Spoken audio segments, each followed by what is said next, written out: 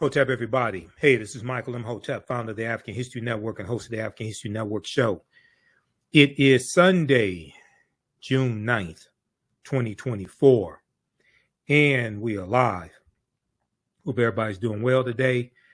We have a fantastic, exciting show planned today, and I'm going to deal with this nonsense that happened early in the week and this controversy from Representative Byron Donalds, Black Republican from Florida. We're going to talk about Representative Byron Donalds and Candace Owens are wrong about Black families, Jim Crow, man in the house rule, and welfare. Okay. And some of you all saw posted about this on my Facebook fan page, The African History Network, and my personal page, Michael Imhotep, IMHOTEP. So we have the flyer right here as well. You can check out. Okay. So I saw Byron Donalds on Joanne Reed's show on MSNBC, The Readout. I saw him on the Reverend Al Sharpton show on Saturday, June 8th.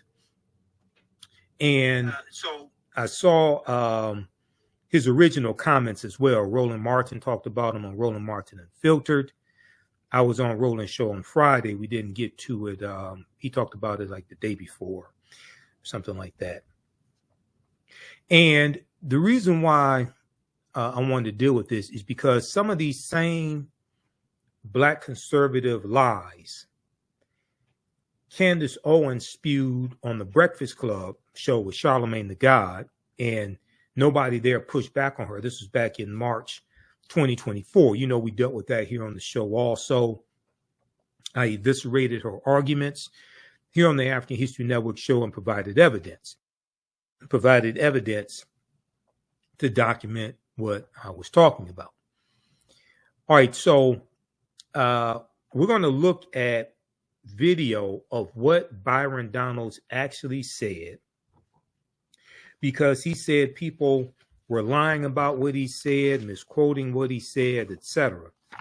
Okay, and then we're going to go through and provide this history lesson and show why he said what he said, as well as things Candace Owens has been saying and other Black conservatives, why what they are saying is false. Okay, why what they are saying is false. So one of the first articles, and when I posted about this on Instagram, my Instagram page, Michael Imhotep, I read some articles that talked about this also. Like this is a good one from Politico.com.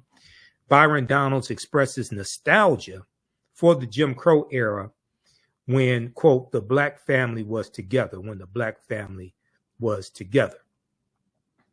Now, he didn't say he wanted Jim Crow back.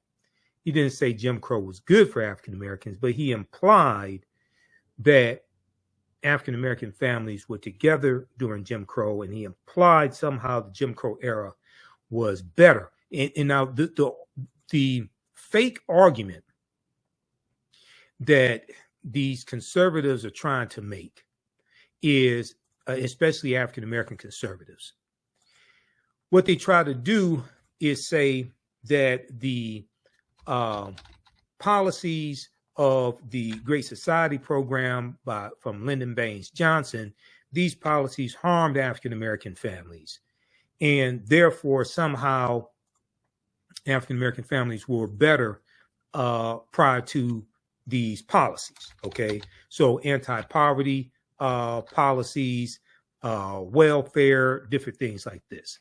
This is the argument that they try to make. Okay, and here's I'm going to go back to,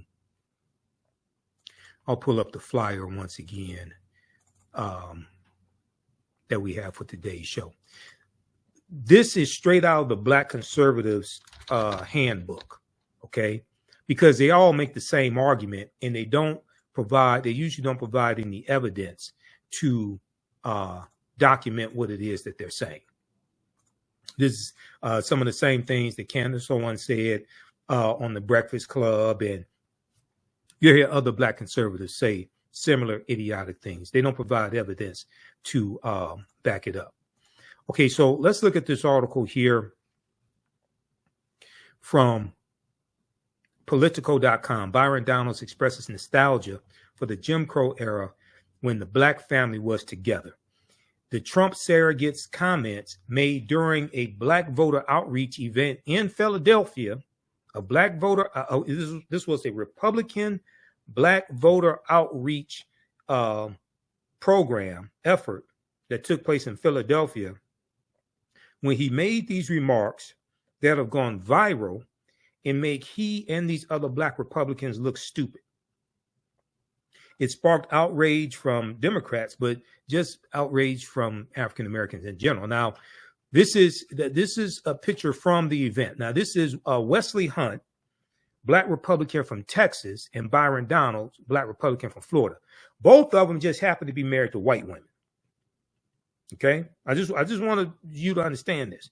And you know, Roland and I, when I'm on Roland Martin Unfiltered, sometimes we'll go back and forth talking about these African American Republicans married to white women, and I think some people are missing my argument. The argument I'm making, I'm not saying somebody African American suffers from self-hatred because they marry somebody white or they marry outside of their race. That's not what I'm saying.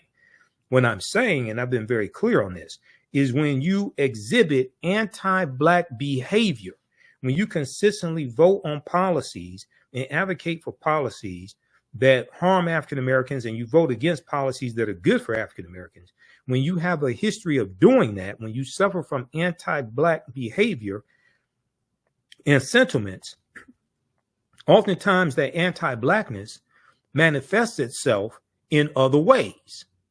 One of those other ways could also be in who you choose to marry, and marrying outside of your race, especially if you exclusively date white women. Okay. And also if you marry a white conservative that works in opposition to African Americans and advocates for policies in opposition to African Americans as well. Okay. For like Byron Donalds' wife does, as well as Jenny Thomas, Clarence Thomas' wife. Okay. Now, the other thing is all of these Black Republican, all these male Black Republicans in the House of Representatives and the one in the Senate. Well, let's just look at the House. Burgess Owens out of Utah, John James out of Detroit, Wesley Hunt out of Texas, Byron Donald out of Florida, and there's one other one because there's 5 in the House. They're all married to white women. Senator Tim Scott, Black Republican from South Carolina, who's in the U.S. Senate, he's engaged to a white woman. Okay? Now, I'm not saying they suffer from anti-Blackness because they're married to white women or engaged to white women. I'm saying that because they suffer from anti-Blackness, you can easily see how they ended up with who they ended up with. That's what I'm saying. Okay, Representative Byron Donalds was on the defensive on Wednesday as Democrats attacked him for comments he made the night before on Tuesday. So this event took place on Tuesday, June 4th in Philadelphia, Tuesday, June 4th, in a gentrified area of Philadelphia, by the way. Okay, as Democrats attacked him for comments he'd made the night before, praising Black families under the era of racial segregation in America. Okay, now he said during Jim Crow, the Black family was together, quote unquote.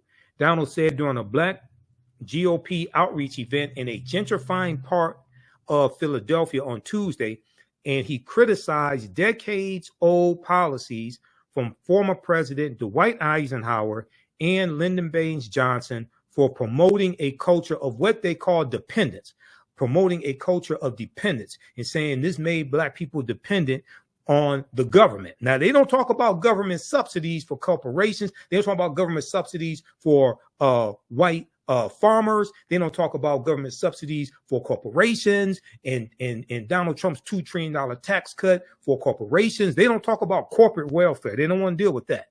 Okay. They just want to say, oh, these policies made African Americans dependent. That's false. Quote, during Jim Crow, more black people were not just conservative, because black people always have been conservative minded, but more black people voted conservatively, end quote. This is what he said. Now, this doesn't make any sense right here, because if you actually understand the history of Jim Crow laws in the South, Jim Crow laws were against African Americans voting, generally speaking. So how would they vote? How were most African Americans voting conservatively when they couldn't vote? See, this is the nonsense that these black Republicans put out. Okay, so let's go and look at the actual video on his Twitter page to actually see what he said. Okay, because we don't want to give the wrong impression of what he said. So I want you to hear what he said. Okay, let's take a look at this. Now, this is his personal Twitter page at Byron Donalds. And this is from, he posted this June 5th. Okay, I think it was June 5th he posted this, because it took place on June 4th. Let's look at this here. I grew up with my mom. My dad and my mom, things didn't work out. As an adult, I look at my father and I say, bro, I don't know what happened, but you my father and I love you. Wow. I don't know what happened. I wasn't there. Wow. But I'm going to tell you this. Growing up, the one thing I knew I wanted to do, and this is not about my father, this is about what I wanted to do, is I wanted to be a father to myself. Wow. And so one of the things that's actually happening in our culture, which you're now starting to see in our politics, is the reinvigoration of black families with younger black men and black women. And that is also helping to breed the revival of a black middle class in America. You see, during Jim Crow, the black family was together. That's right. During Jim Crow, more black people were not just conservative, because black people always have been conservative minded, but more black people voted conservatively. And then HEW, Lyndon Johnson, and then you go down that road, and now we are where we are.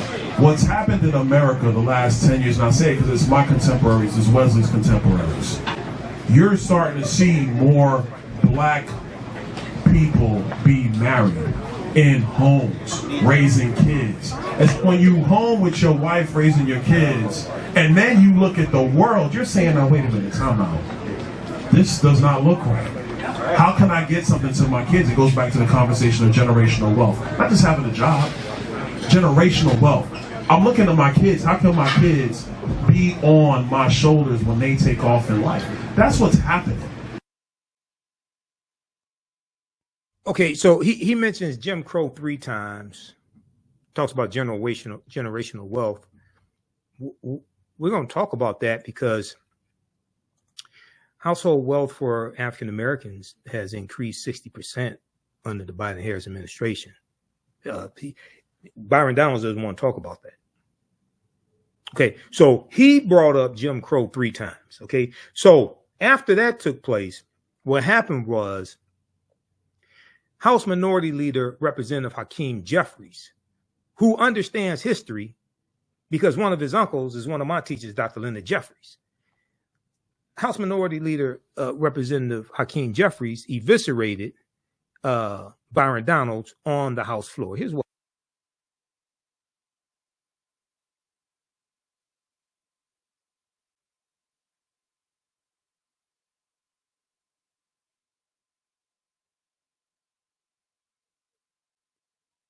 I posted this video on my Facebook fan page, The African History Network, and my Instagram page, Michael Imhotep, IMHOTEP.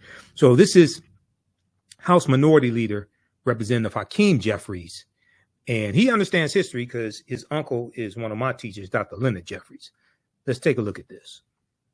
Come to my attention that a so-called leader has made the factually inaccurate statement that black folks were better off during Jim Crow. That's an outlandish, outrageous, and out-of-pocket observation.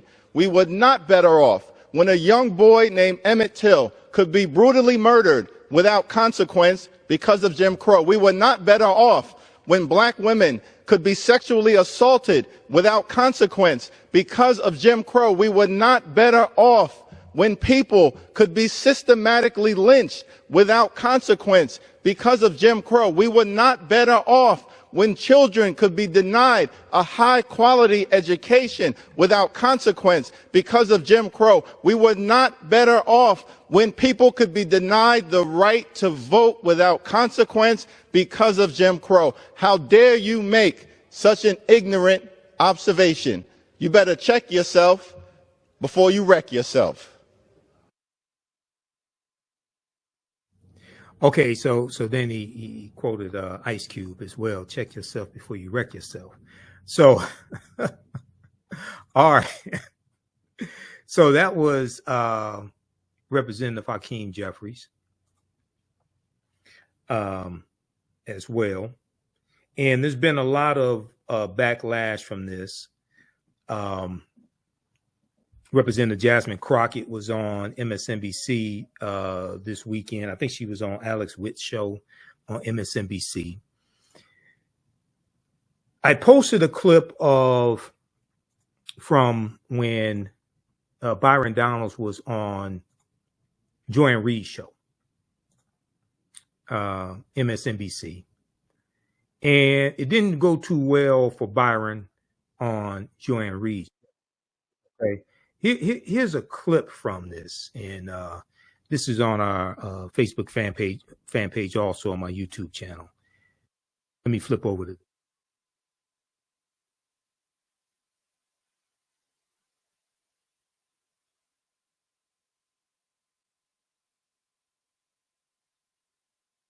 Which creates better people. Last question, and then I'm going to let you go. Last question. We're out of time, Sure, but I'm going to give you one more question. During Jim Crow, could your family have existed? You are in an interracial marriage. Your wife is a white conservative activist. Could your family have existed at all during Jim Crow? No, it could not, Joy, and we all know that. But that's why I am blessed to live in America today as opposed to America during that time. But we cannot ignore the realities of not having fathers in homes. That is important for black people today and all people today as we move forward for a better America. We are out of time. What I'm grateful for is that we do not live in the Jim Crow era and that fathers do not face the threat of lynching. I'm very grateful of that. Perhaps don't bring up Jim Crow when you're trying to make that example. Representative Byron Donalds, thank you for being here, and we'll be right back. Okay, so I saw the full interview that Byron did with Joanne Reid, and you see, so I posted this on my Instagram page. I put this caption here. Trump-loving black Republican, and let me see if I can zoom in on this. It won't zoom in. Trump-loving black Republican, Representative Byron Donalds, Republican of Florida, admits he is blessed to live in Joe Biden's America. He said he's blessed to live in America today, right, as opposed to America under Jim Crow. Oh, so you're blessed to live in Joe Biden's America. This is what you're saying. And Joy asked the question, could Byron Donalds' interracial family have existed during Jim Crow? We know the answer is no. If it did exist, he'd be running for his life. Okay, especially in the South. Okay, he'd be running for his life. And so it was a good interview that Joy did. Which creates better people. It was a good interview that Joy did. Then Byron went on Reverend Al Sharpton's show on Politics Nation, MSNBC. He was on Saturday, June 8th, 2024. Okay. And I posted an excerpt of that clip as well. I'm going to show that to you. Also, thanks for all the birthday wishes, because my birthday was Friday, June 7th. So I've gotten couple of probably 300 birthday wishes on Facebook, and got a few text messages, things like that. So thanks for the birthday wishes, everybody. Appreciate that. I turned 53. Okay, where did the time go? Okay, so here's a clip of Byron on Politics Nation. Here's a clip of Byron Donalds on Politics Nation with Reverend Al Sharpton from Saturday, June 8th, 2004.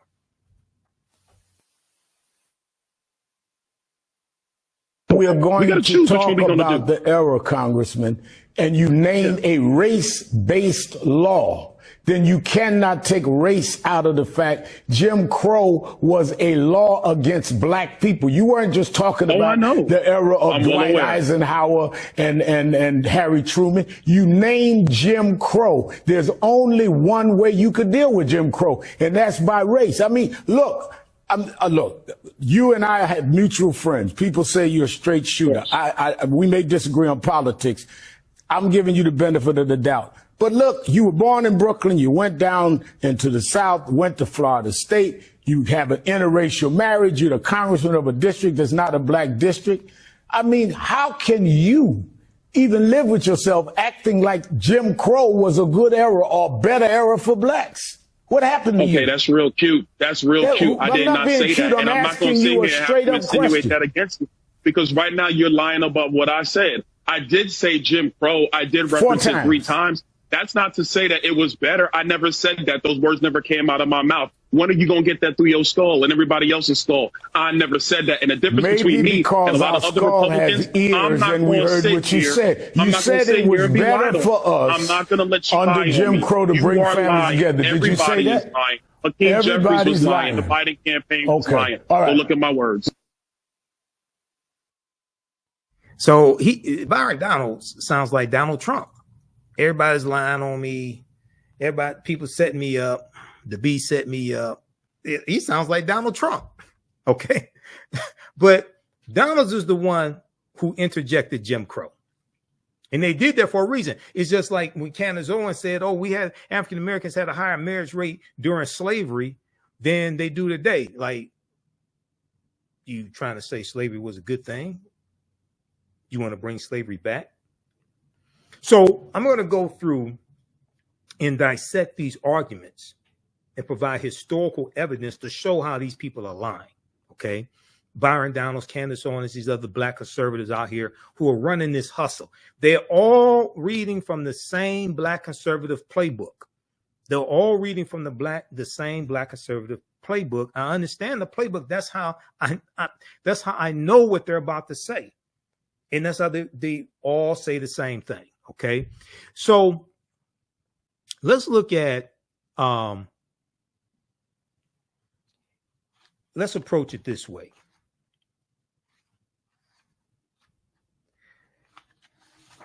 You have them saying things like African Americans had a higher marriage rate prior to the Great Society programs in 1964 and President Lyndon Baines Johnson. And it was these programs, it was the welfare program that pushed African American men out of the homes, things like this. We've all heard variations of this nonsense, right? Okay, so let's look at some evidence. Now, when I did my takedown of Candace Owens, and that video has been viewed over 50,000 times on our YouTube channel, Michael Imhotep, when I did the original video, and then I did a shorter segment dealing with how Candace Owens is wrong about the man in the house rule. That's on our Facebook and YouTube pages. This was one of the articles that I talked about to provide some historical evidence, right? This is a good article from theroot.com. Theroot.com. I'm not a big fan of The Root, but every now and then they do have some good articles. This is an article from June 17th, 2011. June 17th, 2011, by Cynthia Gordy, called Welfare, Fathers and Those Persistent Myths. Welfare, Fathers and Those Persistent Myths. And also when they talked about HEW, That's health, education, and welfare. It's dealing with policies under, the Great Society program from President Lyndon Baines Johnson. We're going to go through and look at some of those Great Society programs as well. Does the state discourage poor fathers from being present in their children's lives?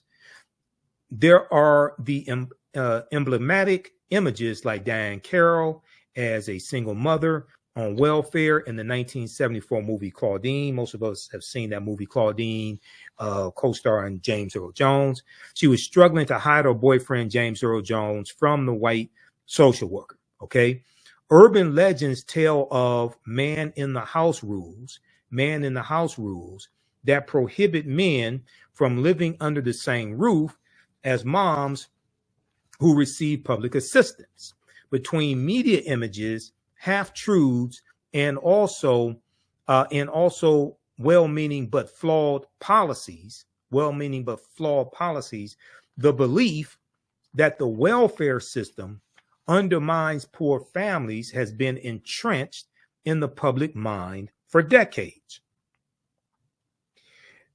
All of us realize the critical importance of fathers in the home, said Ron Sims, Deputy Secretary of HUD, Housing Urban Development at the time.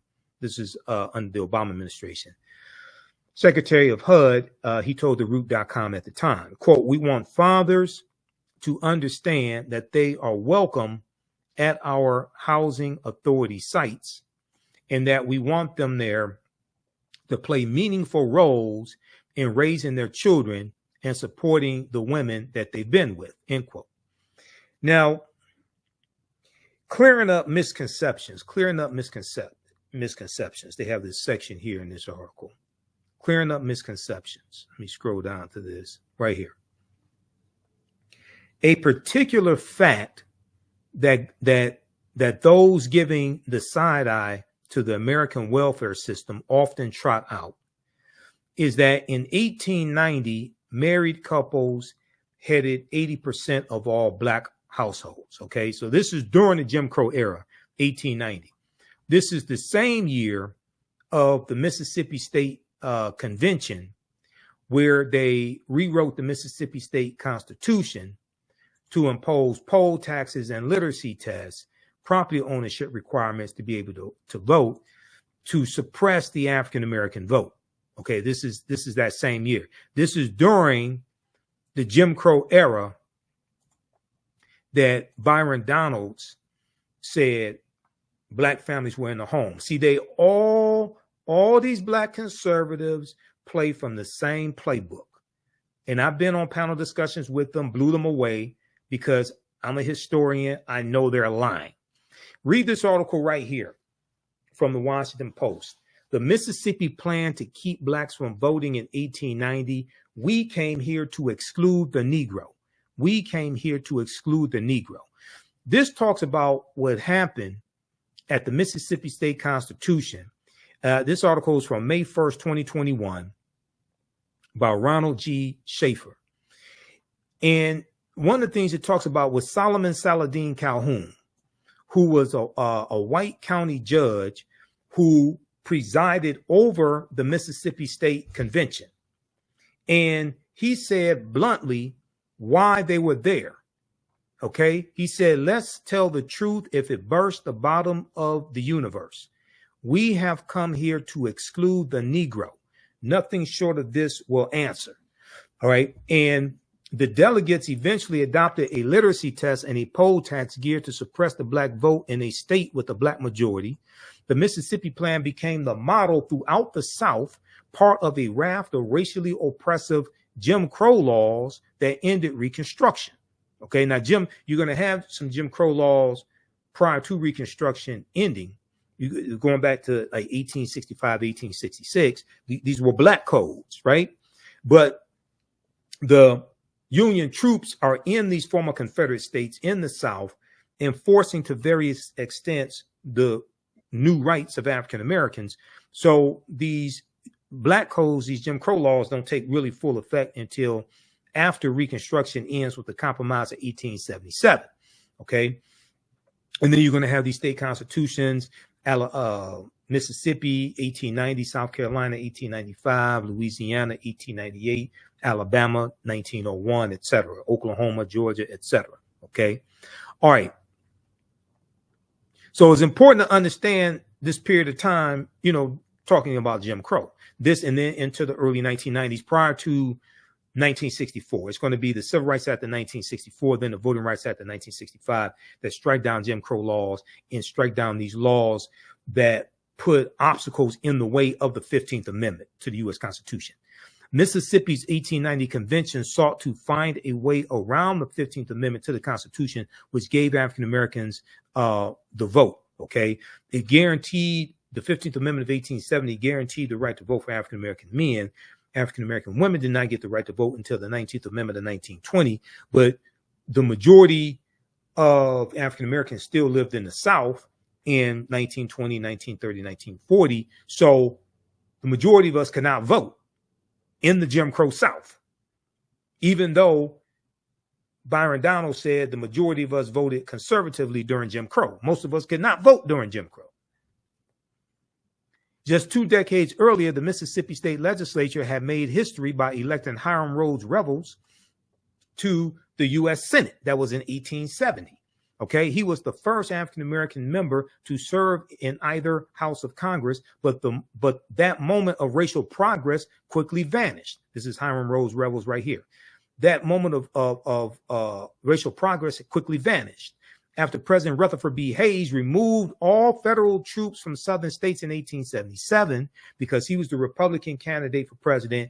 Neither Rutherford B. Hayes nor Samuel J. Tilden, the Democratic president in the 1876 presidential election, had enough electoral college votes to become president-elect. There was a backroom deal at the Wormley Hotel in 1877 where Republicans agreed to Rutherford B. Hayes will remove the Union troops out of the South if the Democrats did not contest him becoming president.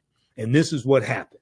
And this ends Reconstruction. Now there's racial violence that's take place that contributes to Reconstruction in 1877. There's an economic depression in this country going back to 1873 called the Panic of 1873. Then in 1874, Democrats take back control of the House of Representatives for the first time since prior to the Civil War, which began in 1861. And because of this economic depression that's taking place, 1876, you have 14% unemployment rate in the country. You have hundreds of businesses, actually thousands of businesses that have closed, things of this nature. Then there were allegations of corruption against President Ulysses S. Grant. So these are contributing factors to Republicans losing power, but also as we go further into the mid 1870s and leading up to 1877, there is a decreasing commitment from Republicans to continue to enter into racial conflicts in the South. Okay, so for instance, in 1871, when you have the Ku Klux Klan Act of 1871, and President Ulysses S. Grant declares martial law in 9 counties in South Carolina, right, to intervene on behalf of African Americans. But then when the Clinton, Mississippi riot of 1875 takes place in Clinton, Mississippi, President Ulysses S. Grant institutes his non-intervention policy because they got tired of intervening into racial conflicts in the South, and there was a declining commitment from Republicans to keep doing this, okay? So this is going to lead up to 1877 and the Compromise of 1877, okay? And I encourage people to, if you read the Smithsonian Mag, read the article when you look at why the Department of Justice was created. It was created in 1870.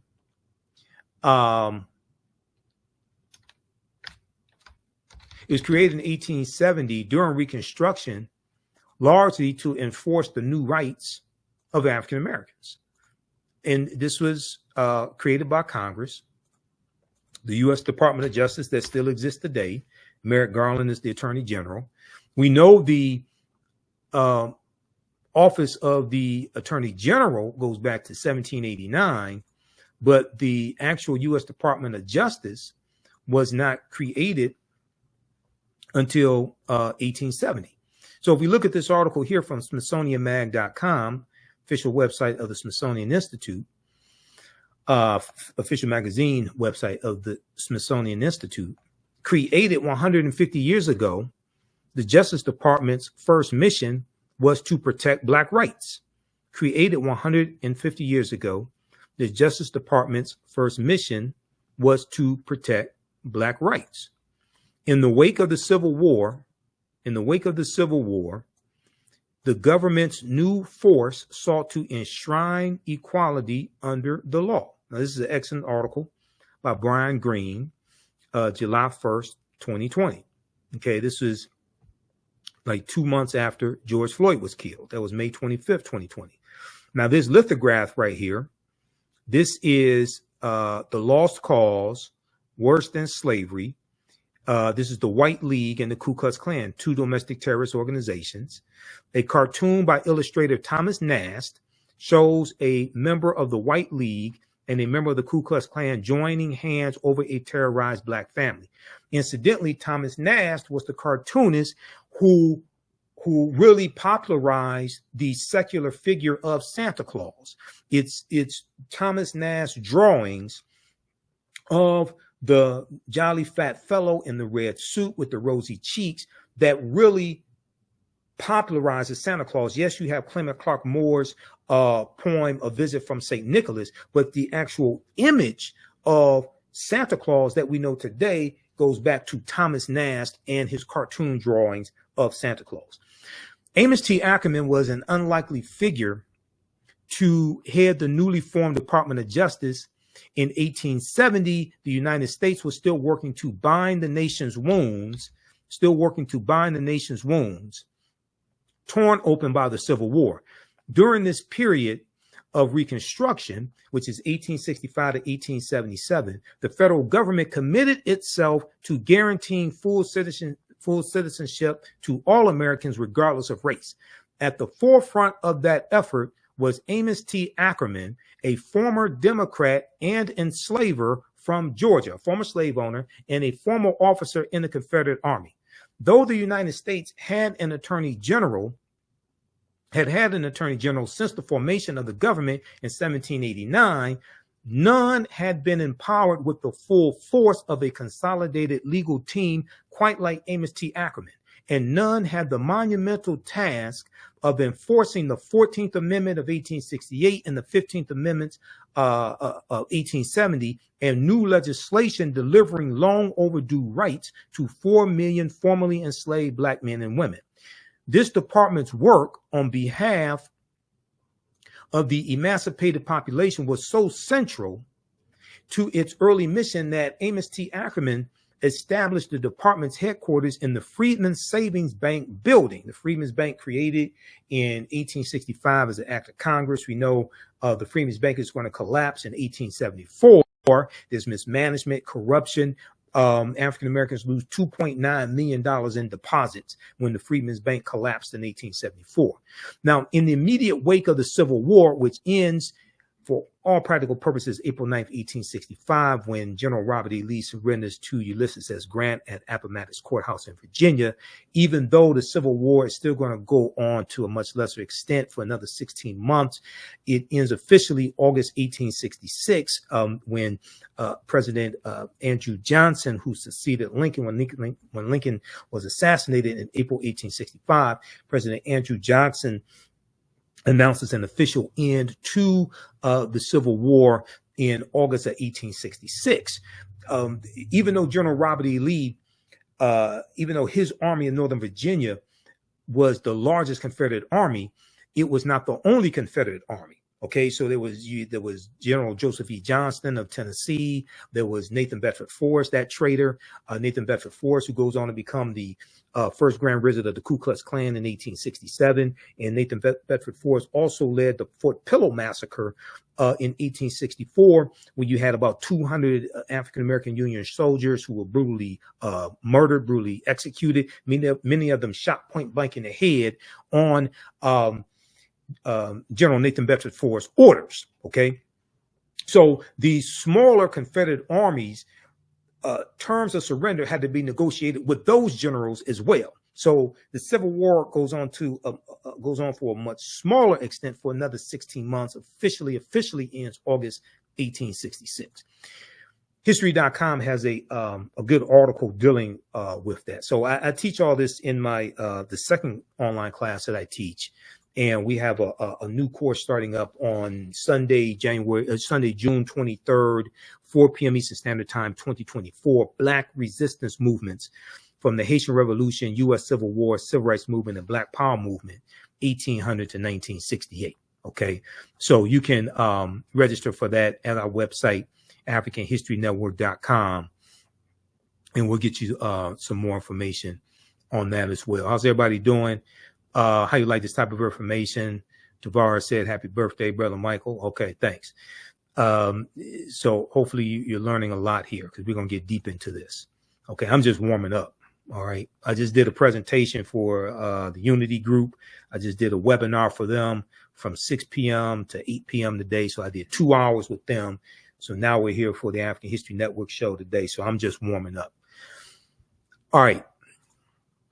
So in the immediate wake of the Civil War, Amos T. Ackerman, a New Hampshireite who settled in Georgia in the 1840s, looked to the future, leaving the Democrats for the Republicans. He left the Democratic Party for the Republican Party and prosecuting voter intimidation cases as a U.S. district attorney in his adopted state of Georgia. Reflecting on his decision to switch his allegiance to the party of Lincoln, the Republican Party, Amos T. Ackerman said, quote, "Some of us who had adhered to the Confederacy felt it to be our duty when we were to participate in the politics of the Union to let the Confederate ideas rule us no longer. Let the Confederate ideas rule us no longer. Regarding the subjugation of one race by the other as an appurtenance of slavery, we were content that it should go to the grave in which slavery had been buried," end quote. So what's going to happen is that martial law is going to be declared in 9 counties in South Carolina, okay, by President Ulysses S. Grant. You're going to have the Ku Klux Klan Act of 1870. Let me go to that here. In reaction to the racial violence, Congress passed the Ku Klux Klan Act, which President Ulysses S. Grant signed into law in April 20 of 1871, providing Amos T. Ackerman unprecedented tools to subdue the Ku Klux Klan, okay? Because you're going to have, Lou Faulkner Williams in her book, The Great South Carolina Ku Klux Klan Trials, 1871 to 1872, wrote that the Klan conducted a year-long reign of terror throughout the region, starting with the November 1870 elections, whipping black and white Republican voters. An army general sent down to quell the riots after local police and state troops failed to do so, estimated the Klan numbered more than 2,000 sworn members in York County alone. Okay, this is this is basically in South Carolina. Quote, "The South Carolina Klan, in its fury," Lou Faulkner Williams wrote, "committed some of the most heinous crimes in the history of the United States," quote unquote.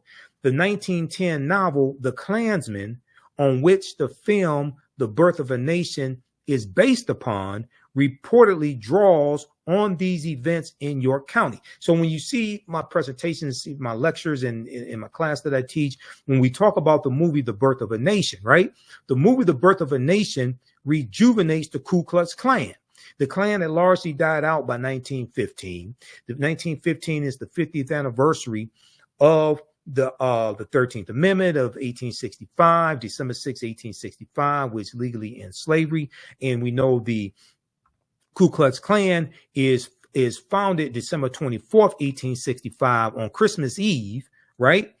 About a week after the 13th Amendment is adopted. 13th Amendment is adopted December 18th, 1865. And incidentally, this is when Kentucky and Delaware are going to end slavery. Kentucky and Delaware, which were two of the four border states, and we know the border states of Maryland, Missouri, Kentucky, and Delaware were exempt from the Emancipation Proclamation issued January 1st, 1863, which is why saying Juneteenth was the last day of slavery is a lie, because Kentucky and Delaware didn't abolish slavery until 6 months after Juneteenth, December 18th, 1865, when the 13th Amendment was adopted. See, so this is why some of this, even though it's important to celebrate Juneteenth and we have to deal with history, economics, law, and politics in our Juneteenth celebrations. And I'll be speaking at some Juneteenth celebrations here in Detroit on June 14th and the 15th. But we have to correct the history of Juneteenth and protect the history of Juneteenth. So the history of Juneteenth is right in this period of time when we're talking about Jim Crow laws and we're talking about the Reconstruction era. You have to understand the history of that period to actually be able to utilize the Juneteenth federal holiday effectively. This can't be Black folks cookout day. This can't be just a day off from work and you get drunk and eat watermelon and eat ribs and hot dogs and hamburgers. This can't be a Black version of the 4th of July. This has to be much more significant, much more important. All right, so long story short, the Birth of a Nation rejuvenated the Ku Klux Klan. All right. And we know that is going to be the second incarnation of the Ku Klux Klan, which is founded in October 1915 by the Reverend William Joseph Simmons after he sees the movie The Birth of a Nation. Okay. And that second incarnation of the Ku Klux Klan is going to have both Democrats and Republicans. Okay, just so people, because a lot of people say, oh, the Democrats created the Ku Klux Klan. You had white supremacists that didn't belong to any party that were members of the Ku Klux Klan, if you want to tell the truth about it. Okay, now, hold on. There was an article I was just about to show you. Where did that go? Right here. The Ku Klux Klan Act of 1871 is still on the books. A lot of people may not know this. It's still on the books. And if we look at this article from August 1st, 2023, see, this is why a lot of Black Republicans don't want you to know this. They get their talking points from white Republicans, and they teach them very well. They teach them very well. Okay. This is why they don't want you to understand this history, because if you start studying this history, then you start studying law. Donald Trump is charged under civil rights law used to prosecute KKK violence. This is from the Washington Post. The provision was originally adopted in 1870 and was intended to protect the newly codified rights of Black citizens and the Civil War, after the Civil War. This is a good article by Isaac Stanley Becker and Spencer S. Sue, August 1st, 2023, from the Washington Post. And it deals with the Ku Klux Klan Act of 1871 that we just talked about during the Reconstruction era. And even though there's a third of the Four Enforcement Acts, 1870, Ku Klux Klan Act of 1870. and Ulysses S. Grant declares martial law in 1871. The statute, Section 241 of Title 18 of the U.S. Code, was originally adopted as the Enforcement Act of 1870. It was the first in a series of measures known as the Ku Klux Klan Acts, designed to protect rights guaranteed by the 13th, 14th, and 15th Amendments, collectively called the Reconstruction Amendments. Section 241 makes it a crime to conspire, to injure, oppress, threaten, or intimidate any person, end quote, exercising a right protected by the Constitution or federal law. The 45-page indictment secured by Special Counsel Jack Smith accuses Donald Trump of a conspiracy against the right to vote and to have one's vote counted, end quote, in violation of Section 241.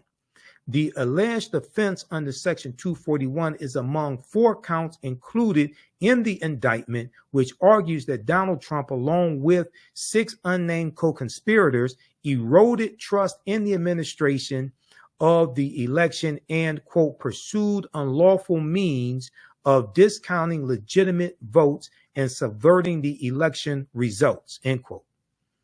Those means, according to the indictment, included strong-arming state officials to change electoral college votes won by Joe Biden, and recruiting fraudulent electors in swing states prepared to override the will of voters. The alleged conspiracy included using the authority of the Justice Department to create doubt about the election results and encourage the presentation of those illegitimate electors as alternatives to Biden's valid electors. And according to the indictment, it involved pressuring Vice President Mike Pence to delay or thwart the certification of Biden's victory on January 6, 2021, and capitalizing on the violence unleashed that day to, quote, levy false claims of election fraud and convince members of Congress to further delay the certification based on those claims, end quote. Okay. So what Donald Trump is charged with from Special Counsel Jack Smith is directly related to the Ku Klux Klan Act of 1870, which was put in place to protect the rights of African Americans. And this son of a bitch tried to invalidate the vote of 16.9 million African Americans when he tried to overturn election results. He belongs up underneath the prison for the rest of his miserable life. Initially wielded against the Ku Klux Klan for keeping newly emancipated Black people from exercising their right to vote, Section 601 has also been used to prosecute a wider range of election subversion, including threatening or intimidating voters, impersonating voters, destroying ballots, and preventing the official count of ballots. It has also been a linchpin of broader civil rights enforcement used to prosecute hate crimes and law enforcement misconduct. Derek Chauvin, the police officer who pressed his knee into George Floyd's neck in Minneapolis, pleaded guilty in 2021 to violating a related statute, Section 242, which makes it a crime for public officials acting in their official capacity to deny a person's constitutional right. Any Black person who sits up and supports a white supremacist domestic terrorist like Donald Trump is sick, and they either don't understand history and they're lying to you, or they do understand history and they're still lying to you. You can't understand history and support this demon right here, Donald Trump. Go read this article here.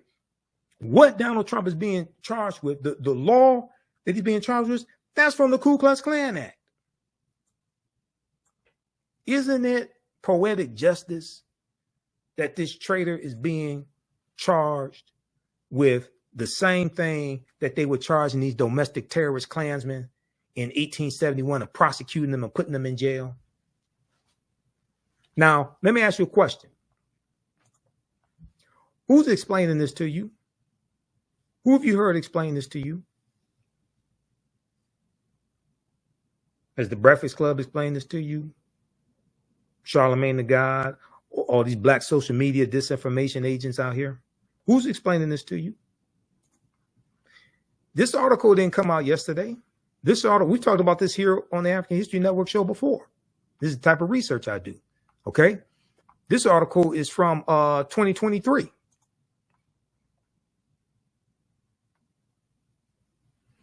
All right, let's continue. But read this article. Trump is charged under civil rights law used to prosecute KKK violence. No wonder MAGA is attacking the way history is taught in schools, and they're attacking affirmative action and diversity, equity, and inclusion, and anything that would teach us to understand the law. Because when I teach about political self-defense, it deals with understanding laws and policies, how they affect African Americans, and how to disarm these people of these laws and policies that they're using to attack us, and how to reverse that and use these laws and policies against them. Politics is the legal distribution of scarce wealth, power, and resources, and the writing of laws, statutes, ordinances, amendments, and treaties, their adoption, interpretation, and enforcement. This is law still on the books right now that goes back to the Reconstruction era. The U.S. Department of Justice was created largely to protect the new rights of African Americans. And if Donald Trump wins the presidency again, he's going to gut and neuter the Department of Justice. They're not going to prosecute police officers.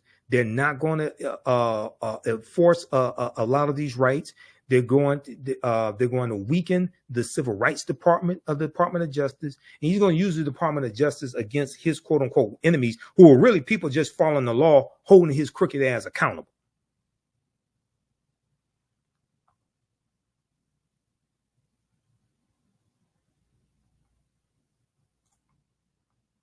Okay, now we got this person. I don't know how often Velma watches the African History Network show. Probably not too often. She said, my question to you is, do you understand that there is no one running for president that deserves the black vote in America? That's false. Have you read this document right here, Velma? Fact sheet: the Biden-Harris administration advances equity and opportunity for black Americans and communities across the country. This is a 36-page document that takes you through policy by policy. Now, this one was last updated February 27, 2023. I've read the new one that was updated February of 2024. And it's good. See, I don't get into arguments with people that don't understand politics and law. This takes you through, this is at whitehouse.gov, where all this information is. I've gone through and read numerous fact sheets there that break down these policies and show you directly how these policies from the Biden-Harris administration are helping the African-American community. They talk about the bipartisan infrastructure bill. Yeah, but out of 260 Republicans, only 34 voted for it. Only 19 in the Senate and 14 in the House voted for it. Overwhelmingly, all the Democrats in both the House and the Senate voted for it. Yeah, it was bipartisan, but only 34 out of 260 Republicans voted for the bill, the $1.2 trillion infrastructure bill, the $1.9 trillion American Rescue Plan that lifted 1 million African-American children out of poverty, okay, that saved the U.S. economy. No Republicans in the House or the Senate voted for the bill. Implementing robust regulatory reform to reverse because Donald Trump either got rid of or greatly weakened 100 environmental policies that were held over from the Obama administration and previous administrations, and environmental racism, climate change, and environmental issues disproportionately negatively hurt African Americans. Black-owned businesses, you see the fastest rate of African American-owned businesses being created in 30 years. The lowest unemployment rate in history of African Americans in April 2023, when it dropped down to 4.7%. I was looking at that earlier today. 15 million jobs created, 2.6 million jobs for African Americans. The president's economic agenda has led to historically low unemployment, including among Black Americans. That's true. Lowering energy cost, the Inflation Reduction Act, because African Americans are disproportionately harmed by the temperatures in our communities being higher temperatures because of climate change. So the Inflation Reduction Act it reduces energy costs. And this is the first really large bill to fight against climate change. Making home efficiency upgrades more affordable, creating economic opportunities and good paying jobs, supporting unions. One of the things Biden did was he signed an executive order that required at least $15 an hour to be paid for all federal employees and contractors. African Americans are 18.4% of the federal workforce. That gave a lot of them raises. Provide relief to farmers. The Inflation Reduction Act includes $5.3 billion that will provide relief to tens of thousands of farmers. Of that money, $3.1 billion will help distressed borrowers pay off their farm debts without ultimately taking the land or making the farmer ineligible for future assistance. An additional $2.2 billion will go to farmers who have suffered discrimination by the USDA farm programs, making critical investments in Black families and communities in the American Rescue Plan that no Republicans in the House or the Senate voted for. Historic expansion of the child tax credit, cutting child poverty to record lows for Black children.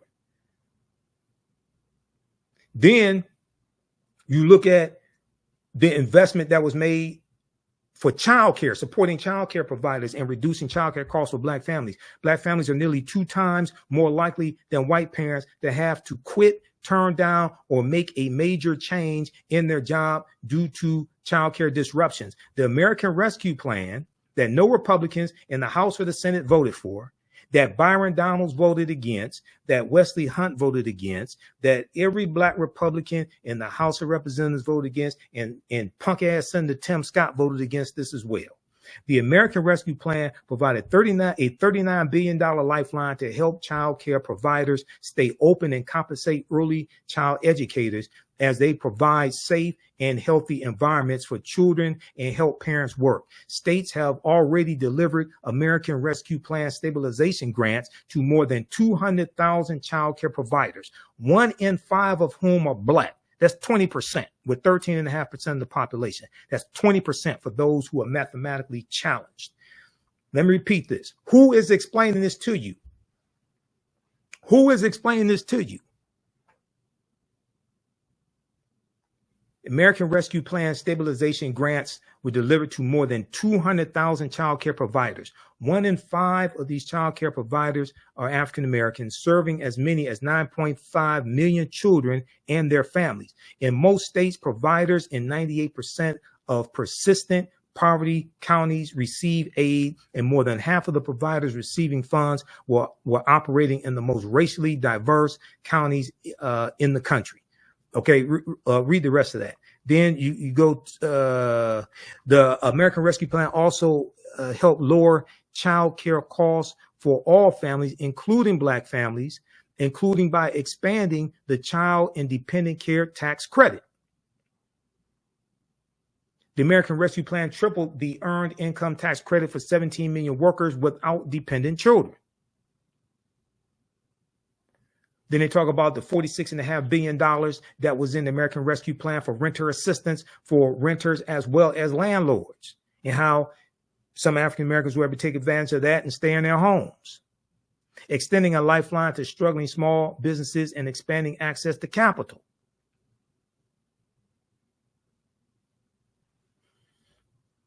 All right, so read the rest of this. This is a 36-page document here. It goes through category by category, policy by policy, and shows you how these policies are helping the African American community. Now, go look at what Republicans are talking about. Most of them are against these policies. Most of them voted against this stuff, trying to undermine it. Student loan debt forgiveness. You have like over 5 million people that receive student loan forgiveness, about $163 billion now. Okay. It would have been more But Donald Trump's 6-3 conservative Supreme Court struck down Biden's executive order on student loan forgiveness that would have moved 500,000 African-American families from a negative net worth to a positive net worth, because Republicans don't support student loan forgiveness. Now, they supported forgiving the personal protection loans for COVID, because some of them got those loans. Some of them got loans forgiven for $100,000, $200,000, $300,000. Some Republicans in Congress.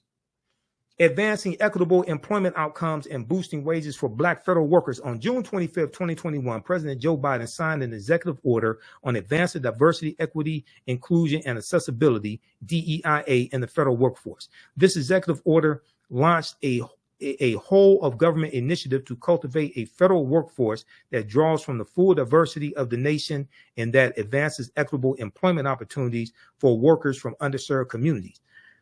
Okay, right here. This is what I was talking about. Further, the president has taken a series of executive actions leading to a $15 minimum wage for employees of federal contractors and federal employees. These actions impacted more than 370,000 workers in 2022 alone, including Black workers who disproportionately make up this population, because African-American workers are 18.4% of the 370,000 workers, helping to address long-standing wage disparities, reversing decades of disinvestment through the bipartisan infrastructure bill, because there's money in the infrastructure bill that most Republicans didn't vote for that would not only replace lead pipes like in Flint, Michigan, that desperately needs it, but also 3,000 communities across the country that had higher lead levels than Flint, Michigan did. But one of the things it's also going to do is it's going to repair the damage that the expressways did that separated African-American communities. When the U.S. Interstate Highway Acts of 1952 and 1956 drove 41,000 miles of interstate highways all across the country, okay, and it ran through 1,600 African-American communities, disrupting African-American communities. One of them was the Black community where the top supermarket was and is, that was shot up by the shooter in Buffalo, New York. That was an area, that was an African-American community that was bisected by the highways. One of the things that this $1.2 trillion infrastructure bill is doing, because 56,000 is over $400 billion so far that has funded 56,000 construction projects across the country. They have information about that at whitehouse.gov. One of the things that this infrastructure bill is going to do is reconnect Black neighborhoods divided by legacy highway infrastructure. Now, you got a lot of Republicans that don't want to even acknowledge the damage the expressways did. And most Republicans did not vote for the infrastructure bill. Now, they're there at the groundbreaking in their district and in their state, and at the ribbon cutting, the groundbreaking, all that, smiling and grinning. But most of them voted against this bill that provided the funds for the infrastructure project that's in their district.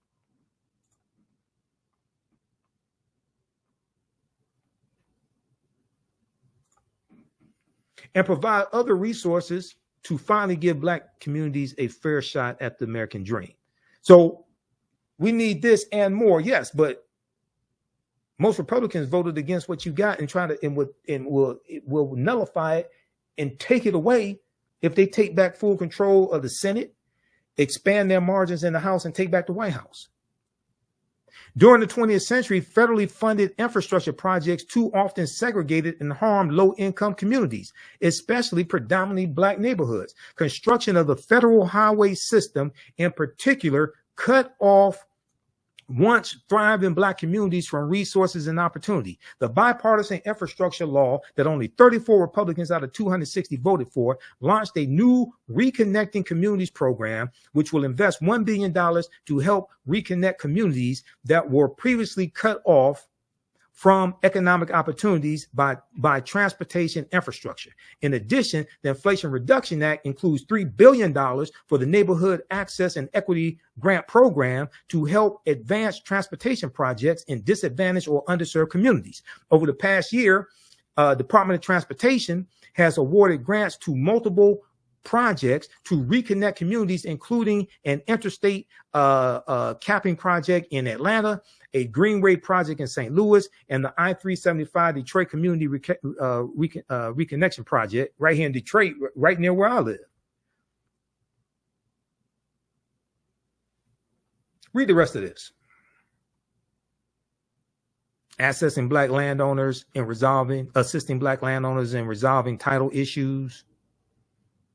An estimated 60% of black-owned land in the South is heirs' property that passes through inheritance without a will, and that, as a result, has historically rendered owners ineligible for U.S. Department of Agriculture, USDA programs, including lending. I've done entire shows dealing with heirs' property because the loopholes in heirs' property laws is one of the ways historically our land has been taken away from us.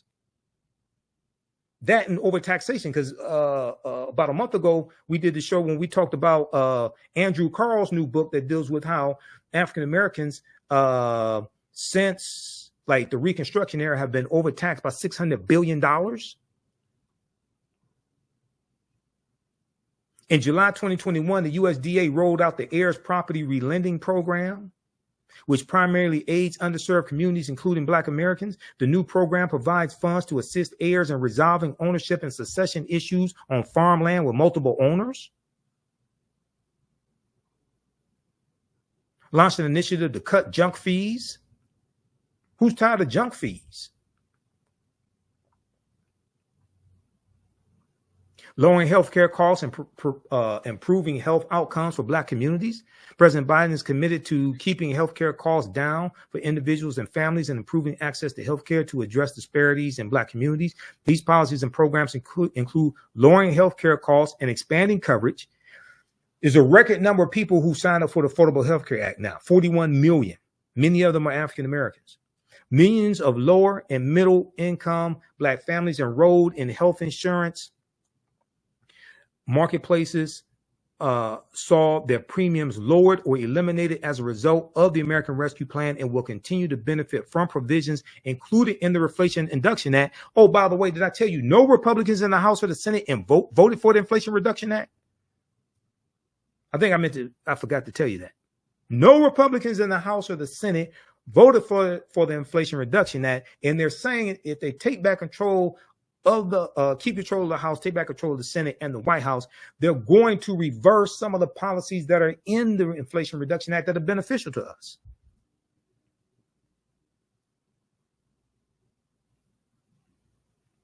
Almost 3.9 million Black people were uninsured in 2019 before President Biden took office, and over 570,000 Black people fell into the Medicaid coverage gap and were locked out of coverage because their state refused to expand Medicaid under the Affordable Care Act. Like a lot of Republican-controlled states, a lot of them refused to expand Medicaid. Then the administration's efforts to expand access to coverage has driven the uninsured rate to historic lows, with more than 3.6 million people gaining coverage during last year's record-breaking 16.3 million American Care Act enrollment period. I haven't even talked about the $16 billion that HBCUs got from 2021 to 2024, which is a record amount of funding from any administration. I haven't even talked about that. Protecting Black maternal health. The administration is also committed to protecting Black moms and improving maternal health outcomes, including addressing unacceptably high rates of maternal mortality and morbidity that disproportionately impact Black mothers and families. They go through and deal with that as well.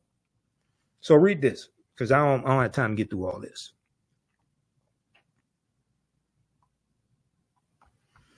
This is at whitehouse.gov. Now, this version was last updated February 27, 2023. The new one, they've consolidated this and streamlined it so it's like 9 pages. That was updated February 2024. The Biden-Harris administration advances equity and opportunity for Black Americans and communities across the country. So when people say nobody has earned our vote, I don't know what the hell you're talking about. I really don't. You obviously have not read this. I can take you through these policies and break this stuff down. I don't know what you're talking about. But I can tell you what Republicans would do if they take back control of all this. They're going to reverse this stuff. And all you got to do, if you haven't read Project 20, if you don't know about Project 2025, I don't know what rock you're living up under. But that's like game over right there. Do you realize if Donald Trump becomes president again, he can get 2 more Supreme Court justices confirmed, which would be 5 out of 9. And these are lifetime appointments, because if he gets reelected, Justice Roberts and Clarence Thomas are going to resign because they're going to step down because they're old. And Trump will appoint some young ultra conservatives in their 30s that could be there for the next 50 years ruling on cases. So play around if you want to. This is straight up war. Play around if you want to. This is why this chicanery and skullduggery of a Byron Donalds and Candace Owens is so pernicious, because I know they're lying. And I can prove it.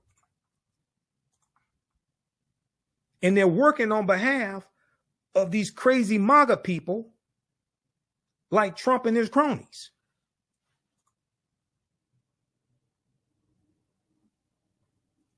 Okay, let's continue here. All right, now what I want to do, I want to go to, we're talking about man in the house rule, all that, right? Let's go back to this article here from theroot.com, because we started talking about Jim Crow history in the Jim Crow era. You got to understand, all this deals with history. Your understanding of politics is directly related to your understanding of history. I can listen to what people say and tell what they haven't read. And I can tell when they don't understand history. Okay? So let's go back to this article from theroot.com, which breaks this down, called Welfare Fathers and Those Persistent Myths. Welfare Fathers and Those Persistent Myths, by Cynthia Gordy. Okay, we're going to go to the section that deals with clearing up misconceptions. A particular fact that those giving the side eye to the American welfare system often trot out is that in 1890, the same year as the Mississippi state constitution was voted on and written at the Mississippi State Convention. That's how we got on that whole topic. 1890, married couples headed 80% of Black households. 1890, married couples headed 80% of Black households. The figure held constant over the next 7 decades through 1960. However, by 1970, after President Lyndon Baines Johnson established social reforms like WIC, the special supplemental nutrition program for women, infants, and children, food stamps, Medicaid, and public housing projects, Black families with mothers and fathers at home have fallen to 64%. Black 2-parent homes continue to plummet over the next 20 years, hitting 38% in 1990, where it has since remained. Okay, now it's gone up since then. This article is from 2011. I got some other evidence from the U.S. Census Bureau. It's gone up since, it's basically gone up since 1990. Okay, Black 2-parent homes continue to plummet over the next 20 years, hitting 38% in 1990. But Andrew Billingsley, a sociologist, acclaimed for his pioneering work tracing the African-American family, attributes the abrupt change in family structure not to welfare policies, but to rising unemployment. Not to welfare policies, but rising unemployment. He's absolutely correct on this. I talked about this when I went through and deconstructed and destroyed Candace Owens' Breakfast Club argument.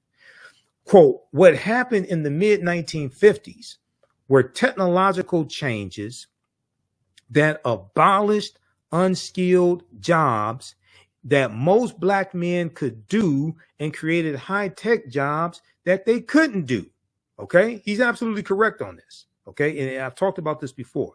What happened in the mid-1950s were technological changes that abolished unskilled jobs that most black men could do and created high-tech jobs that they couldn't. Andrew Billingsley, sociologist, told TheRoot.com, explaining that the advent of efficient goods-producing machines drove millions of black men out of the stable blue-collar workforce. Quote, that's what kept black families from getting and staying married, not the welfare system. To say otherwise is a misunderstanding of the data, and it's a misreading of history, end quote. He's absolutely correct. I'm going to show you some more evidence on this. On the subject of common misconceptions about public assistance, HUD, Housing and Urban Development, would like to clarify that there is no public housing eligibility requirement that excludes couples. There is no public housing eligibility requirement that excludes couples. Some states used to apply such regulations, but the U.S. Supreme Court struck down those regulations in 1968. Uh-oh. Whitney Houston, we have a problem. So now, why didn't Candace Owens tell you this on the Breakfast Club interview? Why didn't Byron Donalds tell you this when he was sitting there in Philadelphia smoking a cigar with Wesley Hunt, talking about Jim Crow? And our families were together in Jim Crow. Why didn't Byron Donalds tell you about this? Why didn't Larry Elder and all these other black conservatives out here? Why don't they tell you? And Senator Tim Scott? Because they all read from the same playbook. Quote, the notion that we have rules prohibiting fathers from living in the home is simply not true, said Sims, who added that the agency does take income levels into consideration. Quote, but if two parents are working and don't qualify, we have a significant supply of other affordable housing programs around the country for them, end quote.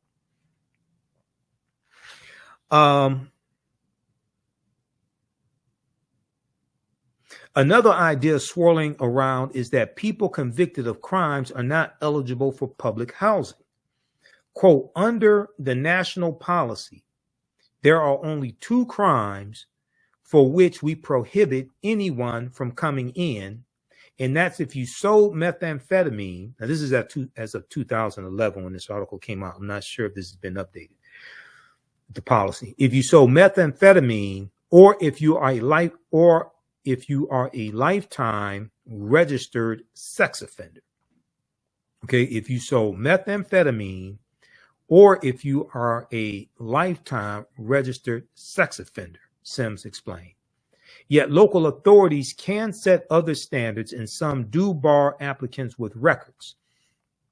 Quote, our goal is family reunification.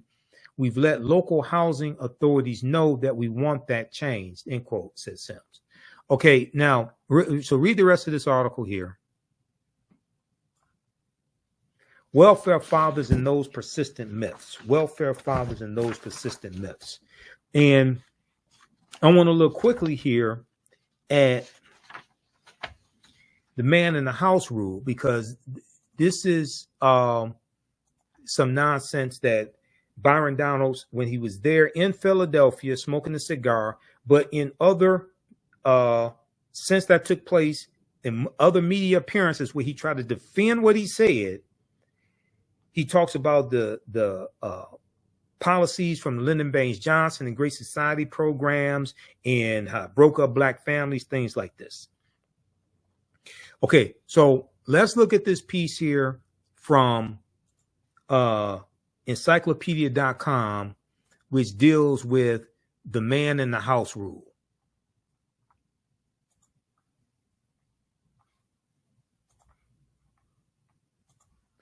Let me grab this right here. Just a second. Okay. Because I haven't heard anybody else talk about this.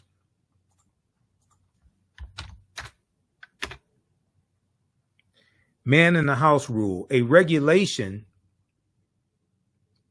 that was formally applied in certain jurisdictions that denied poor families welfare payments in the event that a man resided under the same roof. Now, keep in mind, like I just said, this was struck down by the U.S. Supreme Court in 1968. Nobody talks about this. I don't understand why. Before we go to that, I want to remind you, if you like this type of information, give us a thumbs up, give us a heart, give us a like.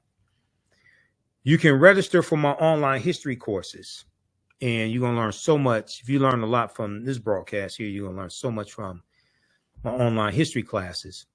Visit our website, AfricanHistoryNetwork.com, AfricanHistoryNetwork.com.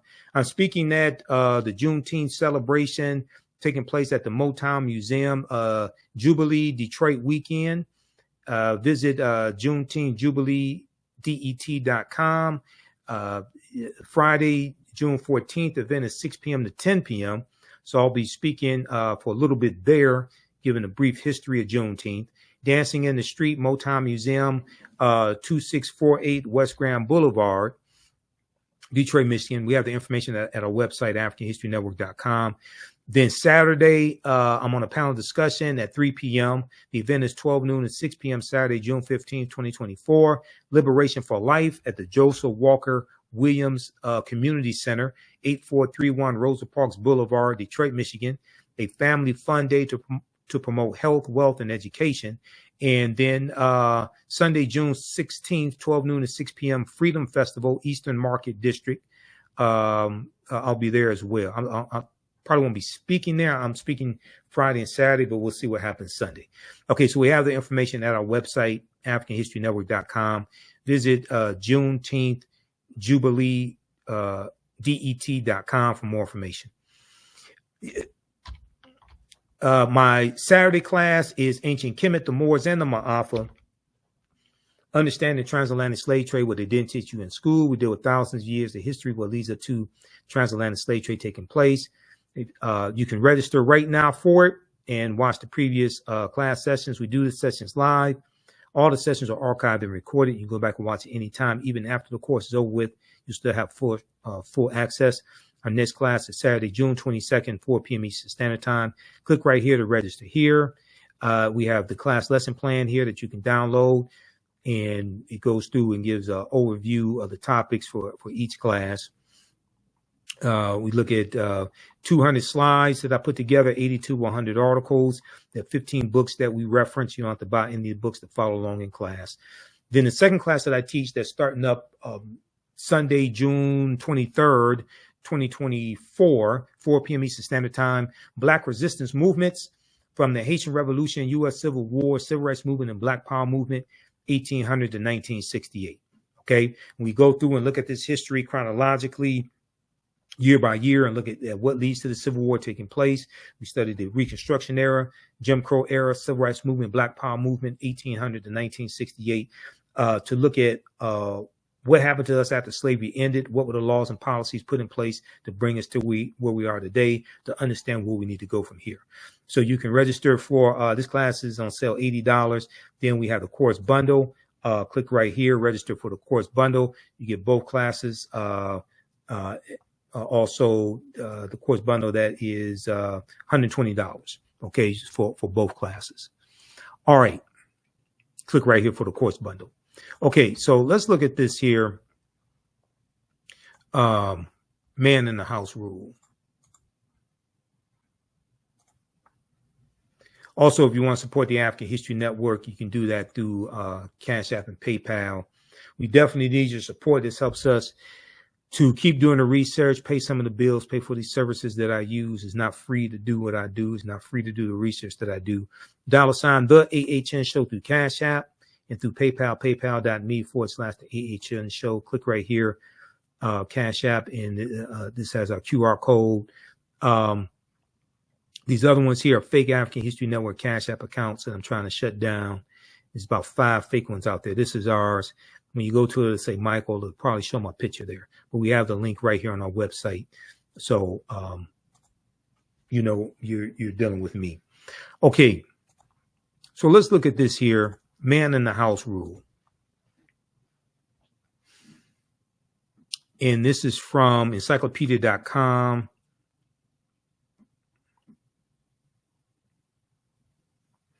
A regulation that was formally applied in certain jurisdictions that denied poor families welfare payments in the event that a man resided under the same roof with them.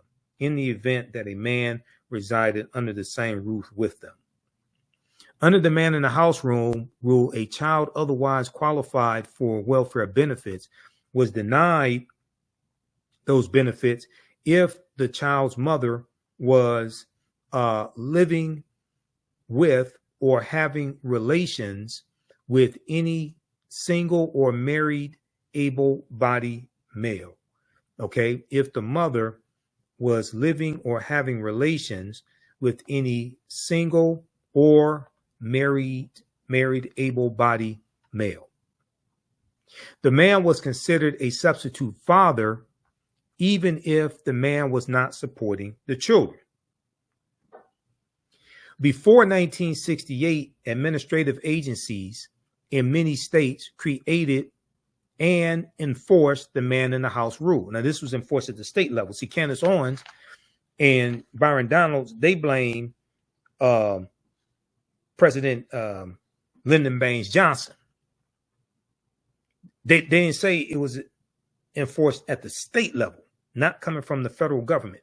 Before 1968, administrative agencies in many states created and enforced the man in the house rule.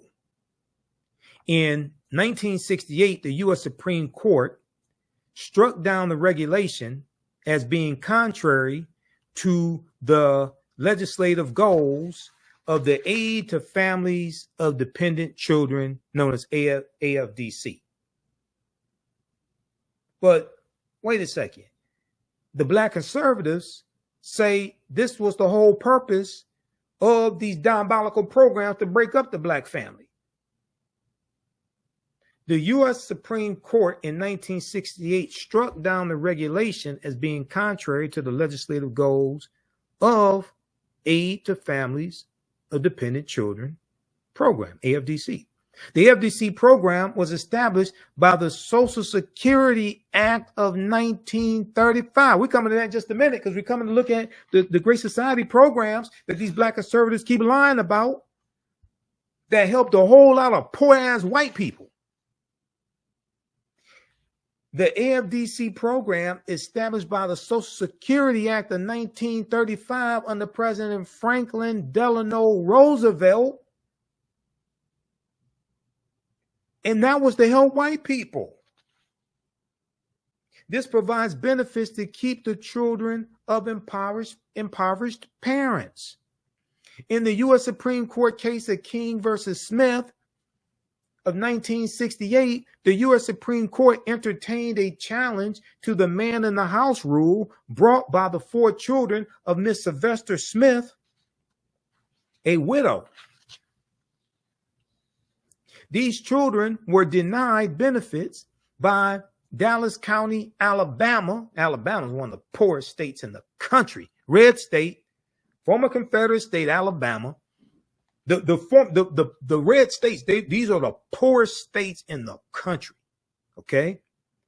Alabama, Mississippi, all these former slaveholding states. These children were denied benefits by Dallas County, Alabama welfare authorities based on their knowledge that a man named Williams was visiting Smith, Miss Sylvester Smith, on weekends and had sexual relations with her. The children of Miss Smith filed a class action lawsuit in federal court on behalf of other children in the state of Alabama who were denied benefits under Alabama's substitute father regulation. This regulation considered a man a substitute father if he lived in the home with the mother. He visited the home frequently for the purpose of living with the mother, or he cohabitated with the mother elsewhere. King, citing Alabama Manual for Administration of Public Assistance, testimony in the case revealed that there was some confusion among the authorities on how to interpret the regulation. One official testified that the regulation applied only if the parties had sex at least once a week. Another official testified that sex every 3 months was sufficient. And still another official placed the frequency at once every 6 months. So there's confusion among the officials of how frequent the sex had to be. According to the High Court, U.S. Supreme Court, Congress did not intend that the AFDC program required children to, quote, look for their food to a man who is not in the least obliged to support them, end quote. The court maintained that when Congress used the term parent in the Social Security Act of 1935, which was for white people, it was referring to, quote, an individual who owed to the child a state-imposed legal duty of support, end quote. Ultimately, the U.S. Supreme Court, the highest court in the land, in 1968 struck down the man in the house rule by holding that under the AFDC provision in the Social Security Act, quote, the destitute children who are legally fatherless cannot be flatly denied federally funded assistance on the transparent fiction that they have a substitute father. So what this means is Byron Donalds and Candace Owens and these other black conservatives out here lying and buck dancing, they're lying. And they're never going to tell you that the law that they're citing was struck down by the U.S. Supreme Court in 1968. I think they're going to get kicked out of the Black Conservative Club if they tell the truth. I think all their privileges are going to be taken away from them. They're going to lose their shows and their little privileges. Their white wives may divorce them. They're never going to tell you this. Go read that article that gets deep into this case. Okay, so you had that struck down, 1968, right? Then they talk about the Great Society programs, welfare, okay? All these black people are lazy. They don't want to work. Welfare system, like I said before, that was created for white people. The welfare system was not created by Lyndon Baines Johnson. That goes back to 1935 during the Great Depression.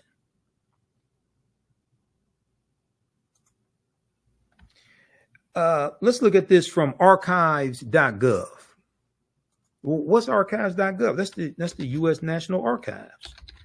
You know, the same U.S. National Archives that wanted the classified documents back from Donald Trump. And he said because of the Presidential Records Act of 1978, he can keep the documents. But that's not what the Presidential Records Act of 1978 says. You can go read it at archives.gov, U.S. National Archives, because I read it. That's how I know he's lying. This says all those documents that presidents have are supposed to go to the U.S. National Archives because they belong to the people.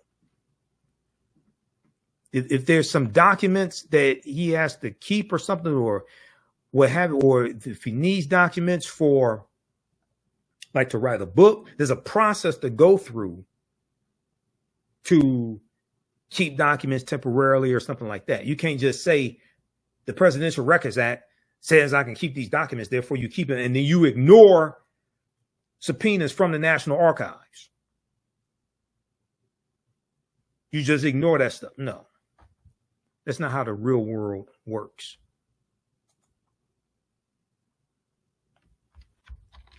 Okay, Social Security Act 1935. Read this at archives.gov, U.S. National Archives, because I go to archives.gov to do research. Social Security Act 1935. On August 14, 1935, the Social Security Act established a system of old age benefits for workers, benefits for victims of industrial accidents, unemployment insurance, and aid for dependent mothers and children, persons who are blind, and persons with disabilities. That was created in 1935, and that was created largely for white people and white women. That was not created for African Americans. Before the 1930s, the support for the elderly was a matter of local, state, and family concern. On January 17, 1935, President Franklin Delano, not Delano, Delano, Delano, Roosevelt sent a message to Congress asking for Social Security legislation. The same day, Senator Robert Wagner of New York and Representative David Lewis of Maryland introduced bills reflecting the administration's views. Okay, so read the rest of this here. This deals with the welfare system that the Black conservatives say was created by President Johnson. That was created during the Great Depression, and that was part of the Social Security Act of 1935. And that was for white people.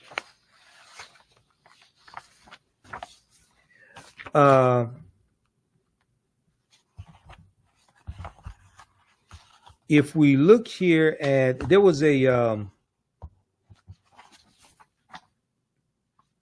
really good article by thegrio.com, Michael Harriot at the Grio. And I'm not a big fan of Michael Harriot at the Grio.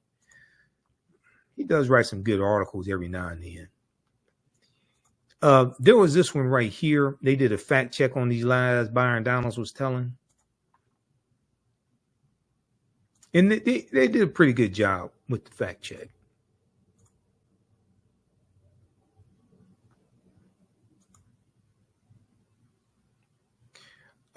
This article right here.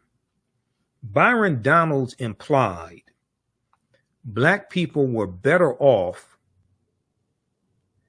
under Jim Crow, so we checked. Byron Donalds implied Black people were better off under Jim Crow, so we checked. Okay, this is from thegrio.com, picked up by Yahoo News, written Friday, June 7th, 2024, by Michael Harriot. This is Byron Donalds right here. This straight up idiot.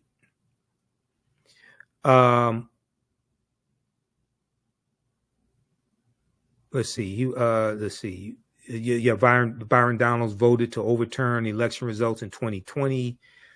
So it wasn't unusual when people accused the two-term congressman of valorizing the era of government-approved racism known as Jim Crow.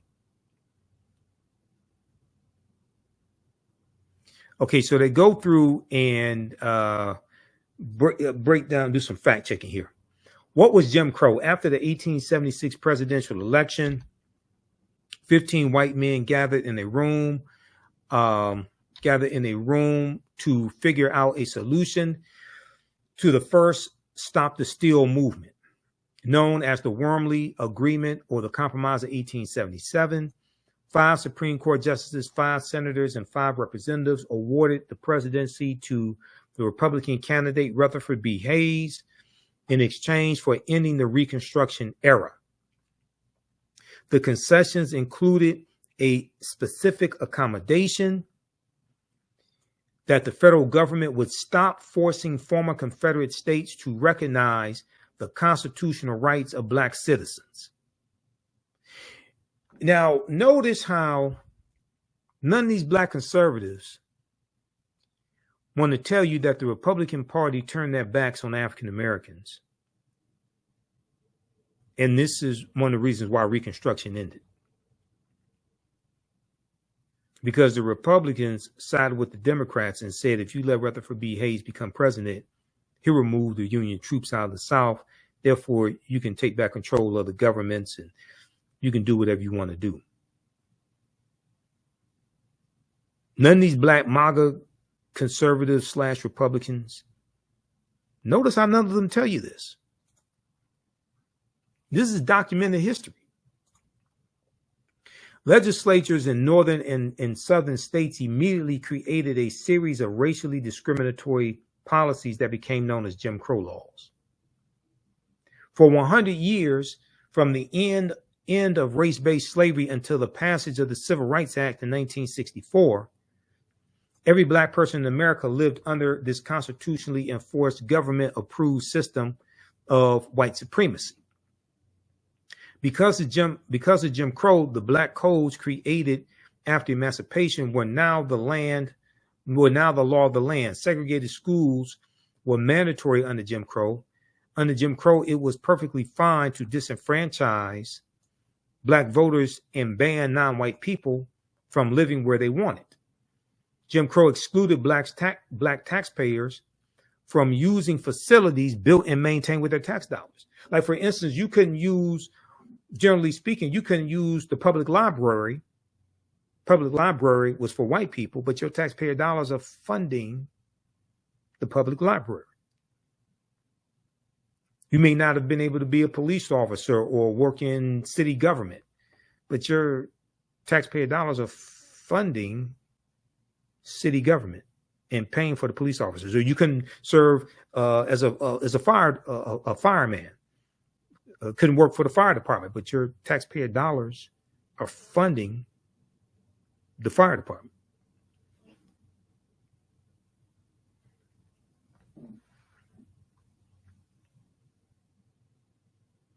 Were black voters more conservative? See, this is one of the things that Byron Donalds said. He said they were voting conservatively during Jim Crow.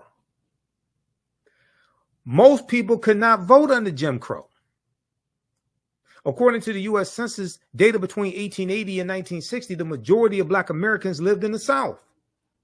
Specifically, they lived in states that disenfranchised African-American voters, which is why the Civil Rights Act of 1964 pre-clearance requirement banned these states from changing their voting laws without permission from the Department of Justice. And the Department of Justice was created in 1870 to enforce the new rights of African Americans.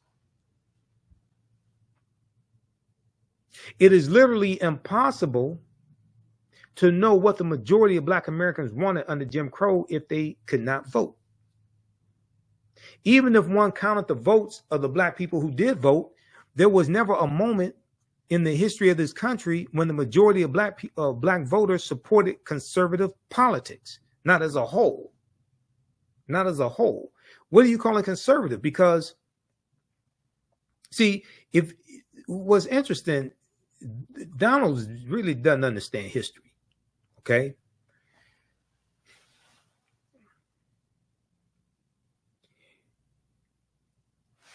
The Democratic Party was taking back control of the state legislatures during Jim Crow. They're rewriting state constitutions, imposing segregation laws, poll taxes, literacy tests, things like this. So what are you calling conservative? The Republicans were the ones who were the radicals fighting against that. So when you say African Americans were voting conservatively, what the hell were they voting for? And how were they voting conservatively?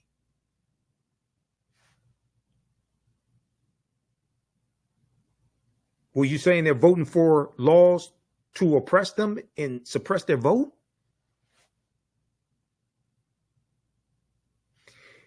The name of that event that Byron Donalds was speaking at, if I remember correctly, I think it was called Cognac and Cigars. I think that's the name of the event, Cognac and Cigars. I think Byron Donalds had too much of that cognac. And now he stuck his foot in it And now he has to go with the bit.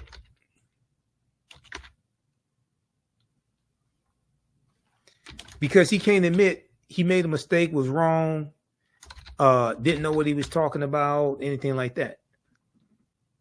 Now he has to go with the bit.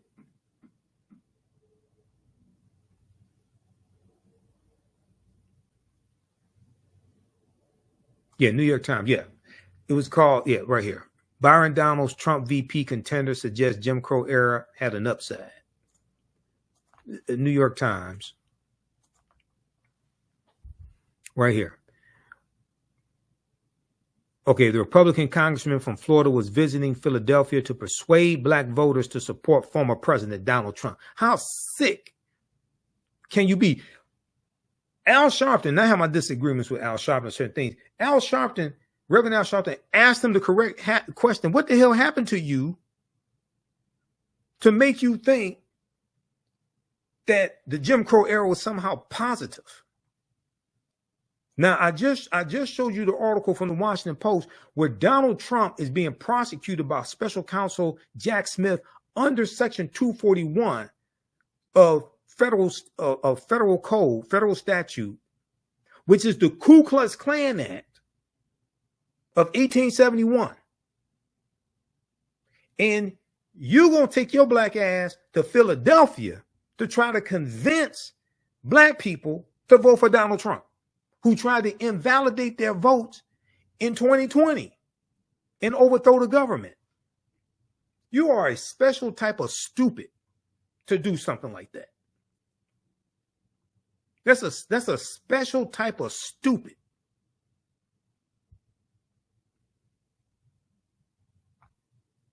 Yeah, Congress, Cognac, and Cigars.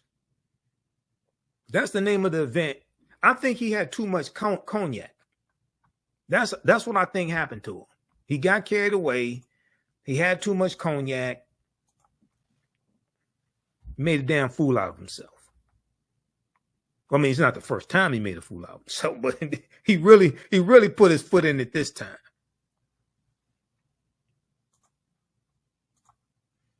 Okay, let's continue. So I'm gonna wrap this up here in a minute. Let's go back to this piece here from the griot.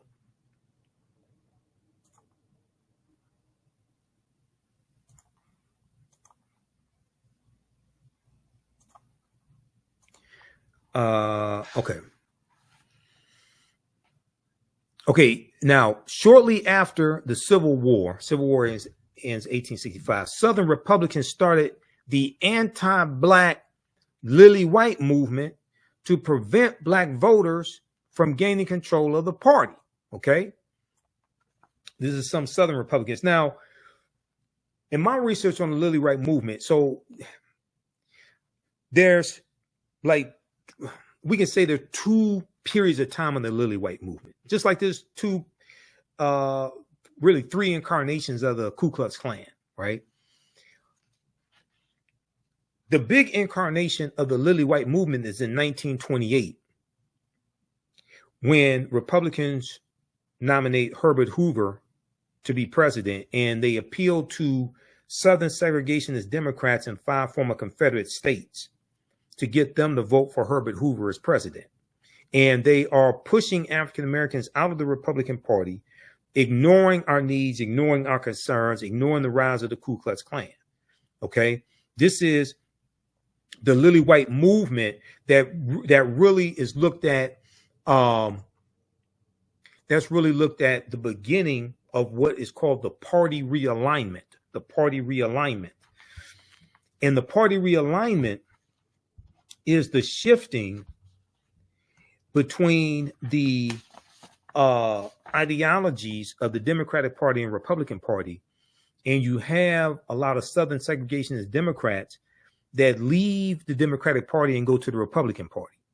Okay, that's the party realignment. Read this article here from ChicagoMag.com.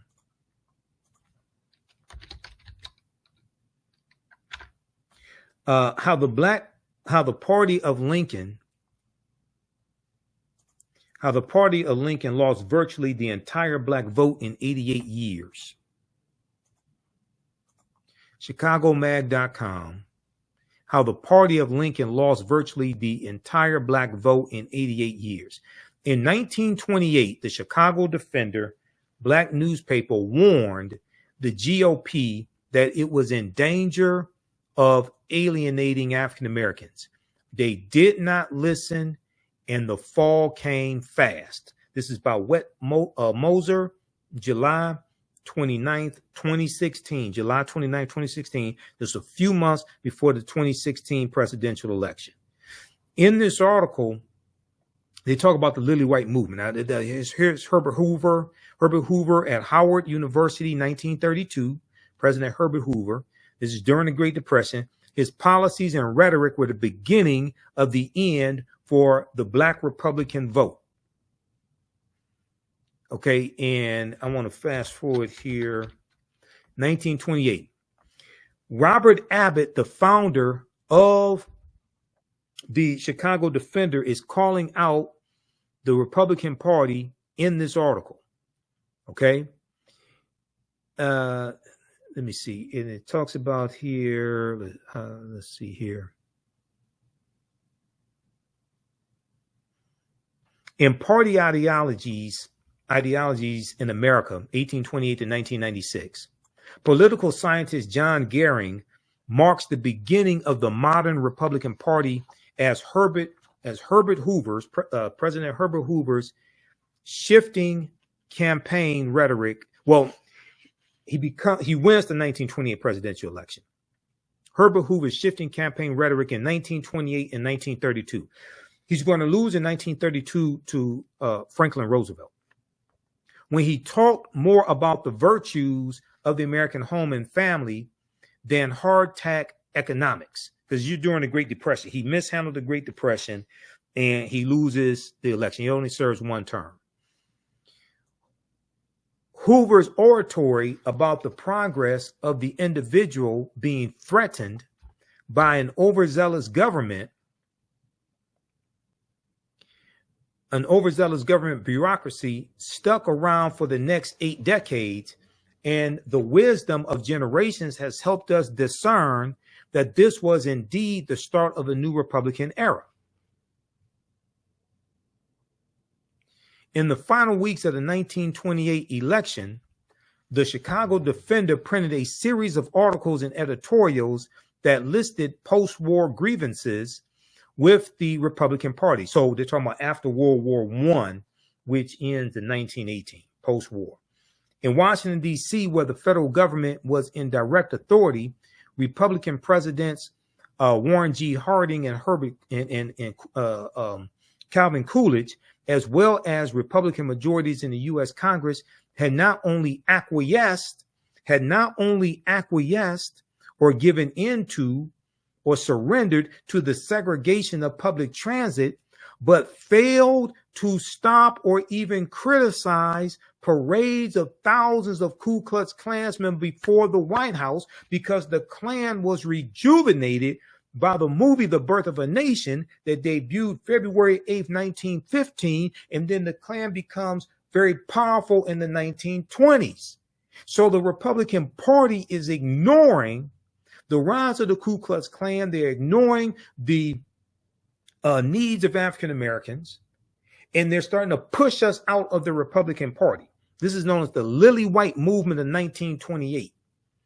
The newspaper was particularly dissatisfied. Chicago Defender was particularly dissatisfied with the current Republican nominee for president, Herbert Hoover, who has spoken favorably of making the party lily white.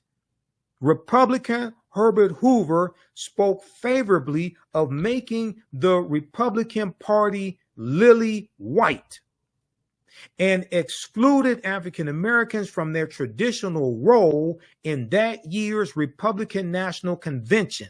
This was an effort to push African Americans out of the Republican Party, starting with Herbert Hoover in 1928 and the initiation of what's known as the Lily White movement of 1928. Most troubling of all was the candidate's covert backing from the Ku Klux Klan, whose members despised the Democratic nominee, New York Governor Al Smith, because he was Catholic, and Al Smith was a moderate from New York. So the Ku Klux Klan is back in the Republican Party. Now, why aren't these black conservatives talking about that? See, I've got receipts for them longer than CVS receipts. Read the rest of this article. How the party of Lincoln lost virtually the entire black vote in 88 years. This is from ChicagoMag.com.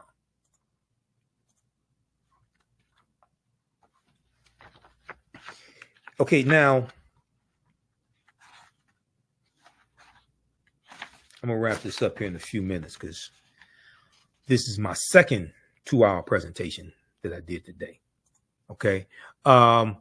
Give us a thumbs up, give us a heart, give us a like on this broadcast. How you all like this type of information? You can support the African History Network. We definitely need your support. $, the AHN Show through Cash App. $, the AHN Show through Cash App. Also through PayPal, paypal.me/the AHN Show. We're going to post the information here. Register for the online history classes that I teach on Saturdays and Sundays. Our new class starts up Sunday, June 23rd. As soon as you register, there's bonus content that you can start watching. Okay. And you can join us and watch. There's bonus content, and you can register for the bundle pack also for my 2 classes. We have the information at our website, AfricanHistoryNetwork.com. Okay, now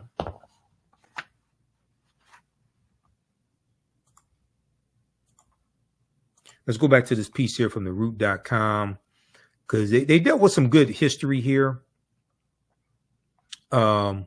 Some of the dates that I have may be slightly different than some of theirs, but overall, you know, they did their thing. I'll give it to them. They did some good research.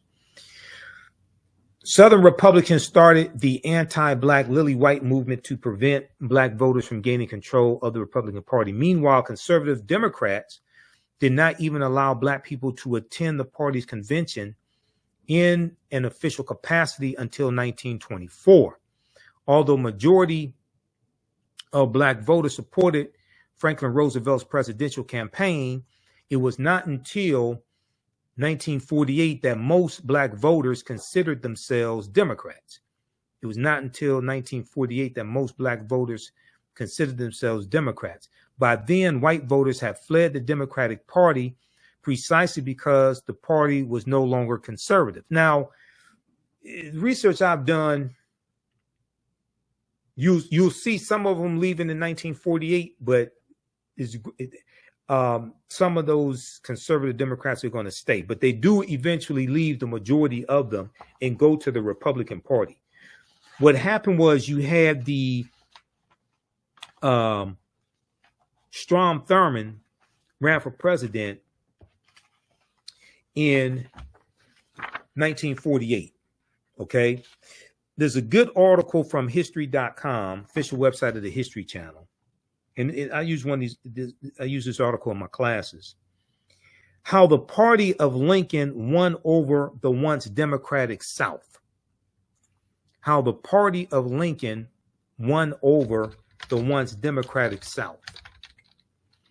And now this article doesn't talk about the Lily White movement in 1928. I deal with that, but they hone in on 1948, presidential election 1948, and Harry S. Truman, and how the Democratic Party had a more pro-civil rights platform in 1948. Okay, read this article, how the party of Lincoln won over the once Democratic South. Democratic defectors known as the Dixiecrats, started a switch to the Republican Party in a movement that was later fueled by a so-called Southern strategy. So when Candace Owens said the Southern strategy doesn't exist, blah, blah, blah, she's lying. They used a Southern strategy in 1928, Republicans, to appeal the Southern segregationist Democrats and 5 former Confederate states.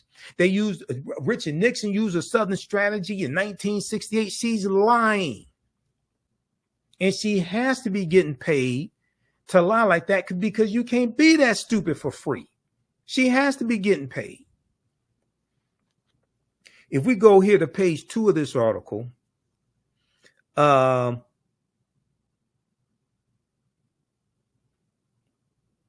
let's see. After the Civil War, the Democratic Party's opposition to Republican Reconstruction legislation solidified its hold on the South. The Democratic Party, quote, the Democratic Party came to be more than a political party in the South. It came to be a defender of a way of life, Goldfield says. And they're citing David Goldfield, author of the book on American politics called The Gifted Generation When Government Was Good. It came out in November 2019. He said, and that way of life was the restoration of much as possible of white supremacy. That way of life was the restoration as much as possible of white supremacy. The Confederate statues you see all around were primarily erected by Democrats. Okay. Now, this is before the party realignment is completed and the Southern segregationist Democrats leave to join the Republican Party. Up until the post-World War II period, World War II ends in 1945, the party's hold on the region was so entrenched that Southern politicians usually could not get elected unless they were Democrats. But when President Harry S. Truman, a Democratic Southerner, introduced a pro-civil rights platform at the Democratic Party's 1948 convention, a faction of the Democratic Party walked out because African Americans going back to 1928 and going back to 1932, when Franklin Roosevelt runs against Herbert Hoover, we started slowly going over to the Democratic Party. We found them more receptive to our issues. We were being pushed out of the Republican Party, and the Republican Party was increasingly ignoring our issues. These defectors, known as Dixiecrats, held a separate convention in Birmingham, Alabama. There, they nominated South Carolina Governor, white supremacist Strom Thurmond, who was a staunch opposer to civil rights, a staunch segregationist. He had a black mistress, okay, staunch opposer of civil rights, to run for president on their states' rights ticket. He was nominated to run for president on the Dixiecrats' states' rights ticket. Although Strom Thurmond lost the election to President Harry S. Truman, he still won over 1 million popular votes. Quote, it was the first time since before the Civil War that the South was not solidly Democratic, Goldfield says.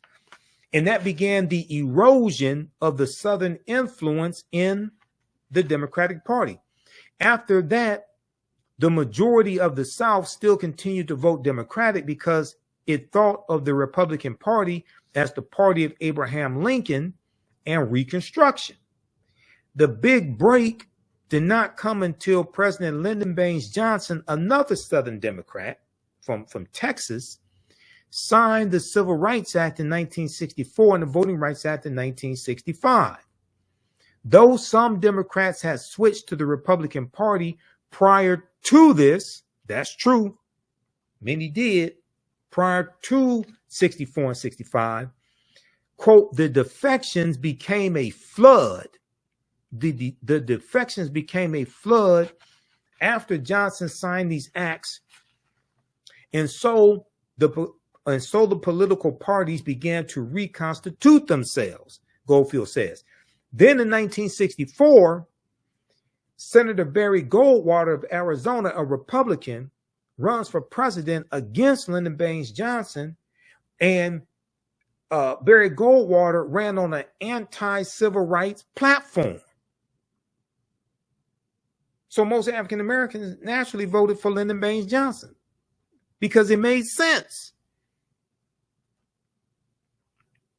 The change was not total or immediate. During the late 1960s and early 70s, white Southerners still transitioning away from the Democratic Party, newly enfranchised Black Southerners voted and continued to vote Democratic. And even as Republican Richard Nixon employed a Southern strategy, share this article with Candace Owens because she doesn't know what the hell she's talking about. And even as Republican Richard Nixon employed a Southern strategy that appealed to the racism of Southern white voters, former Alabama Governor George Wallace, who wanted segregation now, segregation tomorrow, segregation forever, ran as a Democrat in the 1972 presidential primaries. Now, he ran for president in 68 and lost. He didn't run as a Democrat in 68. He ran as a third party candidate in 68. He got 46 electoral college votes from 5 former Confederate states in 1968. That was the last time a third party candidate won a single electoral college vote. 1968. This is why voting third party is ridiculous if you actually understand how the electoral college works. It takes 270 electoral college votes to become president-elect. You become president-elect by winning the popular votes in each state. You win the popular votes in each state. You win the electoral college votes in each state by winning the popular vote in each state. Anybody tells you the popular vote does not matter is lying to you. Or they don't read. They haven't read the U.S. Constitution. Popular vote does matter. It's the popular vote per state that matters.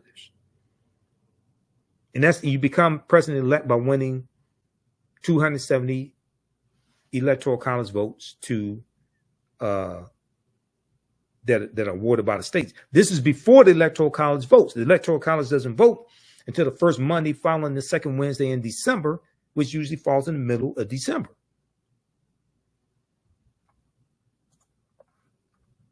Read this article right here that deals with the history of third-party candidates.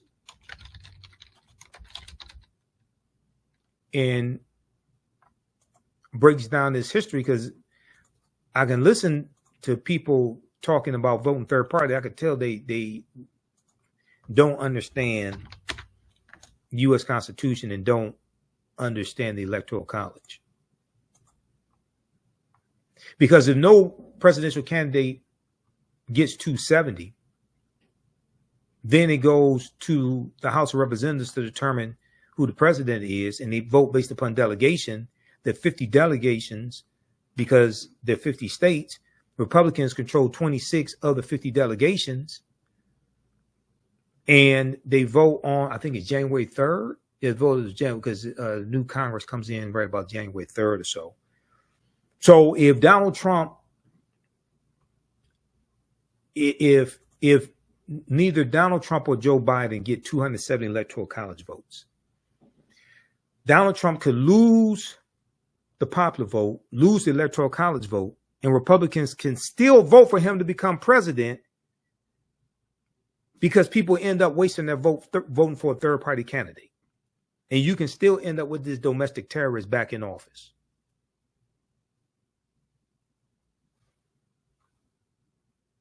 And the U.S. Senate determines who the vice president will be.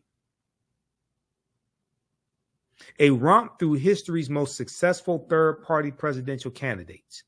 A cavalcade of populists, socialists, and segregationists came long before Ralph Nader and Ross Perot, July 3rd, 2023, for Slate.com. Fantastic article. Fantastic historical article. Go check this out, okay? Because I hear these people out here talking, and I can listen to them and tell they don't understand history, don't understand the U.S. Constitution, don't understand the Electoral College, which created the U.S. Constitution.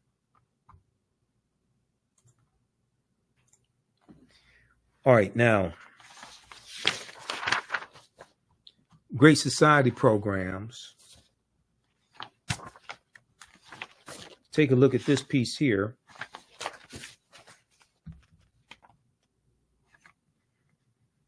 Because I got two more I'm going to show you, because we're going to talk about three very quickly here. Because I hear them say things like the marriage rate, the black marriage rate, all this stuff, right?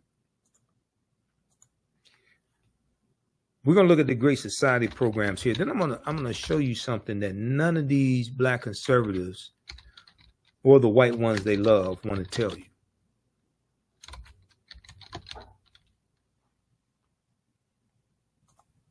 Great Society program. This is at history.com, official website of the History Channel.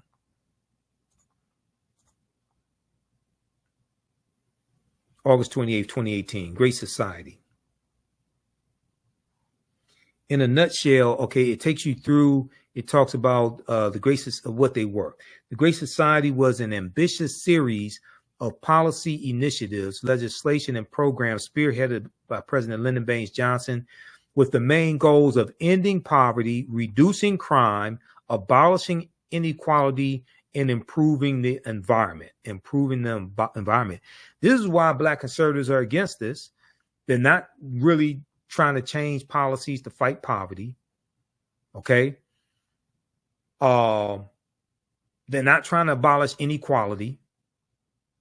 Most of them are against environmental regulations to improve the environment, fight climate change, things of this nature. In May 1964, President Lyndon Baines Johnson laid out his agenda for a great society during a speech at the University of Michigan. With his eye on re-election that year, Johnson set in motion his Great Society, the largest social reform plan in modern history. Okay, so they talk about riding a wave of empathy and being sworn in after Kennedy was assassinated. They talk about the war on poverty. The war on poverty in March of 1964, Johnson introduced the Office of Economic Opportunity and the Economic Opportunity Act during a special message to Congress. He had hoped to help the underprivileged break the poverty cycle by helping them develop job skills, further their education, and find work. Okay. Now these black conservatives make the Great Society programs seem like it's for lazy people and lazy black people. No, it was to help them develop job skills, further their education, and find work. To do this, President Johnson created Job Corps for 100,000 disadvantaged men. Half would work on conservation projects, and the other will receive education and skills and training, special job training centers. Receive education and skills training in special job training centers. Does this sound like this is something for lazy people? In addition, President Johnson tasked state and local governments with creating work training programs for up to 200,000 men and women. A national work study program was also established to offer 140,000 Americans the chance to go to college who could otherwise not afford it. So the work study program that you have in colleges, okay, this was a special government program where you work and get paid for it while you're in college. It's a special program that was created by the Great Society programs. Does this sound like this is for lazy people? Other initiatives, the so-called War on Poverty offered were a community action program for people to tackle poverty within their own communities, the ability for the government to recruit and train skilled American volunteers to serve poverty-stricken communities, loans and guarantees for employers who offer jobs to the unemployed. So this was encouraging people to work. Not discouraging people from working. It was encouraging people to work, encouraging people to go to college, encouraging people to get skilled trades training. Funds for farmers to purchase land and establish agricultural co-ops. Help for unemployed parents preparing to enter the workforce. Help for unemployed parents preparing to enter the workforce. Then you had Medicaid and Medicare and Medicaid that's created by the Great Society programs. Head Start and education reform was also created by the Great Society programs. The Head Start program started as an 8-week summer camp run by the Office of Economic and Opportunity for 500,000 children ages 3 to 5. Since the program's inception, it has served over 32 million vulnerable children in America. Oh, we can't have Head Start. We can't have lazy 3-year-olds and 5-year-olds. Read the rest of this. Preschool, all that, funded preschool programs, supported school libraries, purchased school textbooks, provided special education services, etc. Okay? Read the rest of this. The Great Society. This is at history.com, official website of the History Channel. Okay, now, so we got that one, and then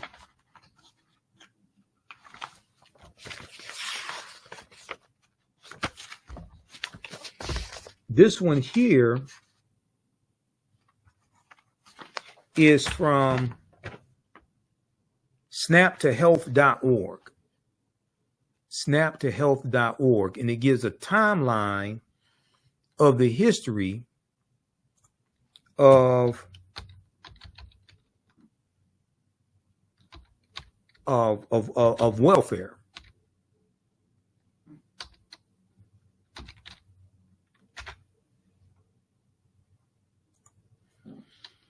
A virtual town hall for SNAP.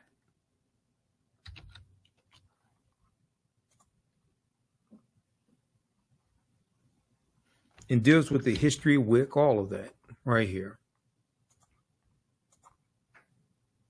And how WIC was overhauled under the Richard Nixon administration. History of WIC, 1968.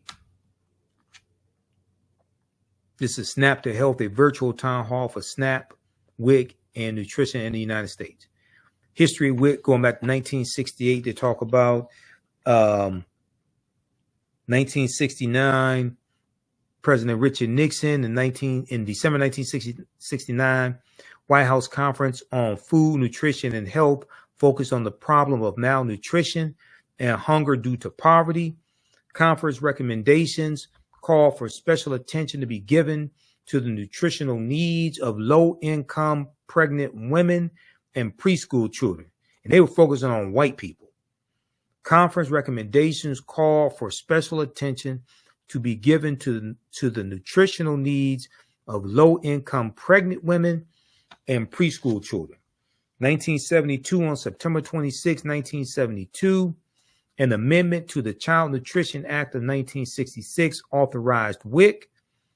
The legislation established the Special Supplemental Food Program as a 2-year pilot using Dr. David Page's voucher program as a model. 1973, the program is renamed Special Supplemental Food Program for Women, Infants, and Children, known as WIC. Now, this is under President Richard Nixon. 2 food packages are developed, one for infants and one for children and pregnant or breastfeeding women. Okay, read the rest of this. It takes you throughout history.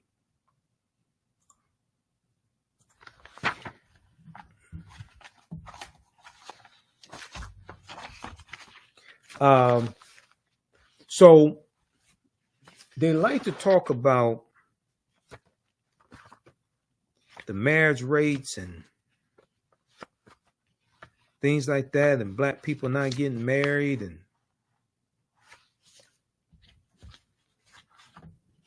all of that, right? And then they blame the Great Society programs, which were helping largely white people. They blame the Great Society programs and say this broke up the black family.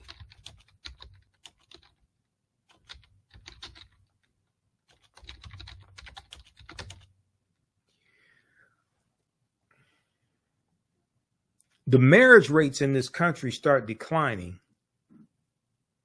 in the 1970s. Really start declining in the 1970s, and you see an increase in the divorce rates. Do you know what law made it easier to get a divorce in the U.S.?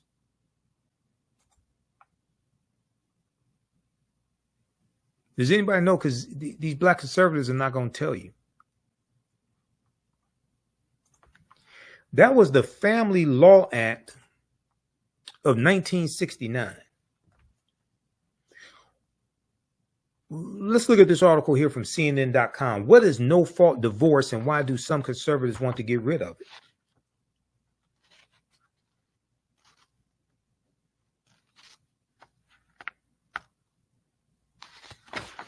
For the sake of time, we're going to go right to this right here. What is the history of no-fault divorce in the United States? No-fault divorce was first legalized in California in 1969 by then Governor Ronald Reagan, who would eventually become the first U.S. president who had been divorced. Former President Donald Trump was the second. By 2010, every state had legalized a no-fault divorce option. Governor Ronald Reagan signed into law in 1969 what was known as the Family Law Act of 1969, which made it easier to get a divorce, and you got what's called a no-fault divorce based upon irreconcilable differences. That was signed into law by Governor Ronald Reagan. Versions of that law were adopted by the other states. This is why the divorce rate started falling. It started with Republicans. Before this option, an at-fault divorce was the only recourse for a broken union. This led to complications for couples whose situation, for one reason or another, did not fit the required legal procedure.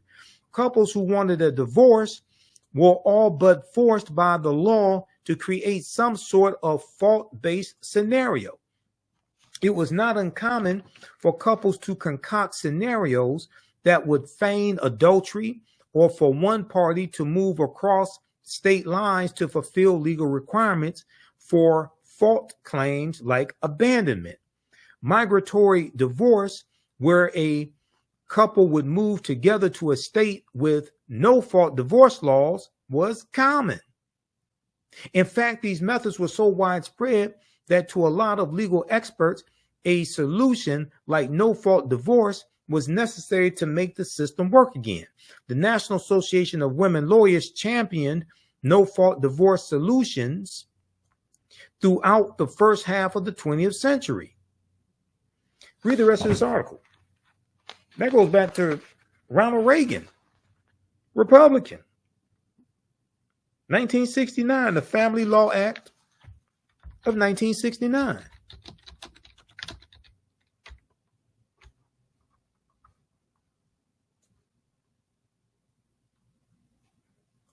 So read that article from CNN.com.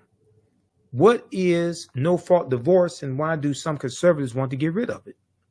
It's from November 27th, 2023. Interesting how these conservatives don't want to tell you all this.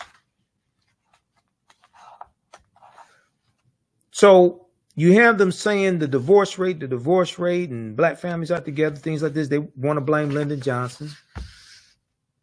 Don't want to tell you that what really contributed to divorce rates was the Family Law Act of 1969 coming out of California, signed a law by Republican Ronald Reagan. They don't want to talk about how the automation in a lot of these auto plants made it harder for African-American men to get jobs. And that goes back to the article from theroot.com that I showed you. welfare fathers and those persistent myths. Then also this piece here from InTheseTimes.com by Marilyn Katz. This breaks down a lot of that history as well.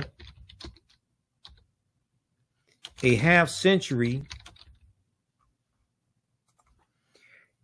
after Detroit uprising, city still stranded by capitalism and government.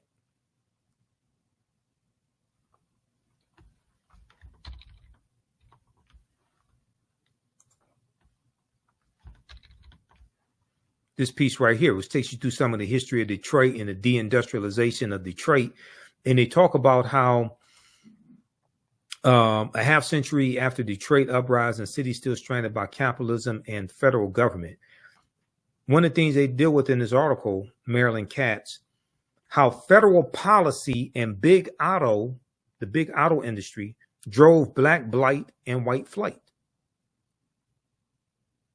And she deals with how the General Motors, Ford, and Chrysler got filthy rich through government contracts during World War II to make military equipment and military vehicles, things like this. The expressways run through African American communities in the 1950s and 60s, wiping out homes, wiping out businesses that we had. Then the new factories are built. The factories are being moved from the inner city out to the suburbs. And when these factories are being built out in the suburbs, they're built on what's called sprawling horizontal campuses. Sprawling horizontal campuses on former farmland in the Detroit suburbs and in Ohio, Indiana, and Canada. Between 1947 and 1958, the Big Three built 25 new factories. None of them were in Detroit. And when they're building these factories, these new factories on these sprawling campuses, they've integrated more automation into the factories, and it eliminated a lot of low-level, entry-level jobs that many of our grandfathers and great grandfathers got when they moved up here from Mississippi, Alabama, Tennessee, things like this with their families. Taking at face value, this made sense as Detroit then lacked the land for the new horizontally integrated and automated plants. Yet as historian Thomas Segru, and Thomas Segru wrote the book, The Origin of the Urban Crisis. This book right here, The Origin of the Urban Crisis, which deals with a lot of Detroit history, race and inequality in post-war Detroit, The Origin of the Urban Crisis, Professor Thomas Segru.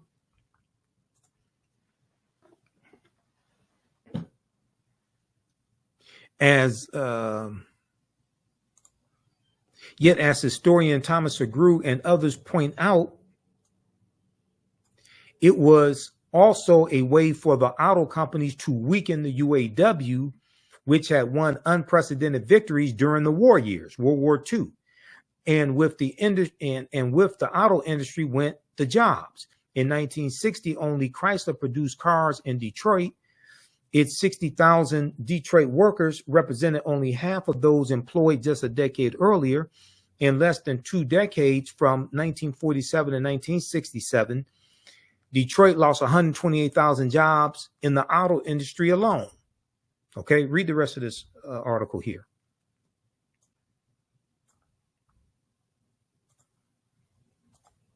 Then they like to talk about the war on drugs and the 94 crime bill and all this stuff, right?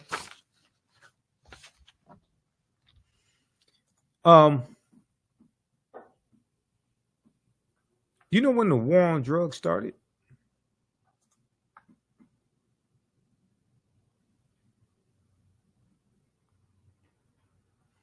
So I thought I got to go to, I think that's, is that on the Black resistance movements? I think it is. The war on drugs was declared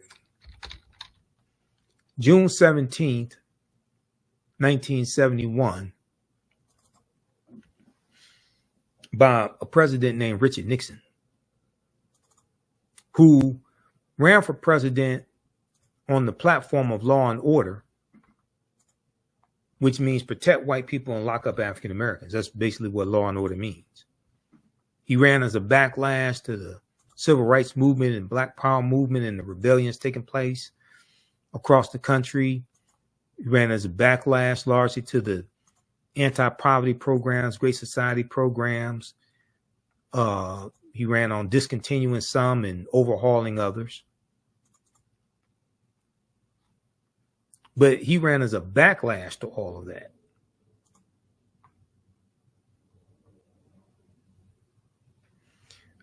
There was the article from Harper's Bazaar Weekly,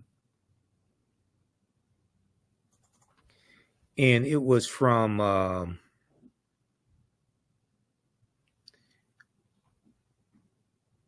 2016. It's called Legalize It All.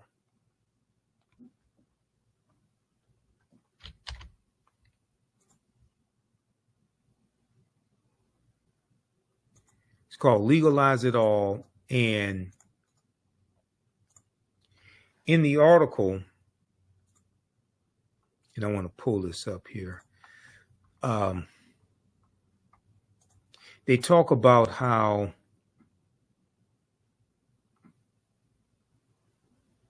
they deal with the origins of the war on drugs and Richard Nixon. And it dealt with an interview that John Ehrlichman, who was Richard Nixon's domestic policy advisor,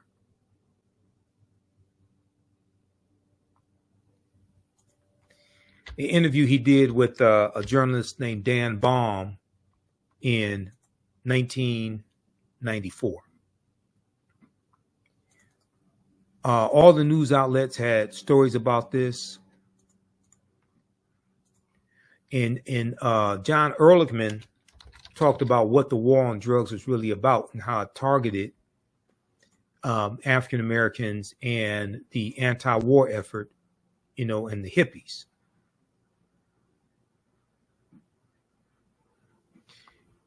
This piece right here, AtlantaBlackStar.com has an article on this.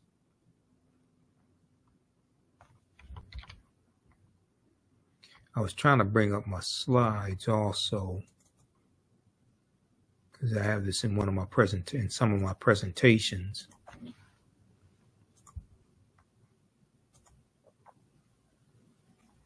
Nixon advisor said the war on drugs was a manufactured lie designed to target and disrupt the Black community. March 23rd, 2016, AtlantaBlackStar.com. There's a picture of John Ehrlichman and Richard Nixon. Picture from 1972. The name of the article from Harper's Magazine was called Legalize It All. I'm going to try to pull up that piece because they go through and really explain this.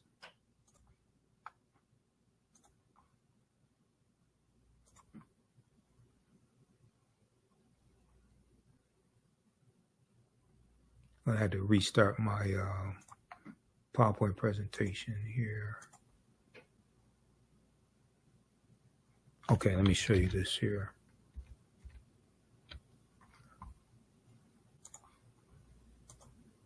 I'm going to go to a slide from one of my presentations because I did a lecture back in 2016 dealing with the history of the war on drugs. So I did a lot of research on this.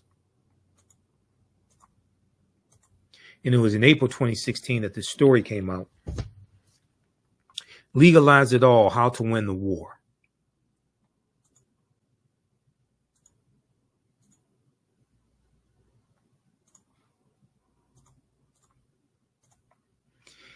In Legalize It All, the April 2016 cover story of Harper's Magazine, journalist Dan Baum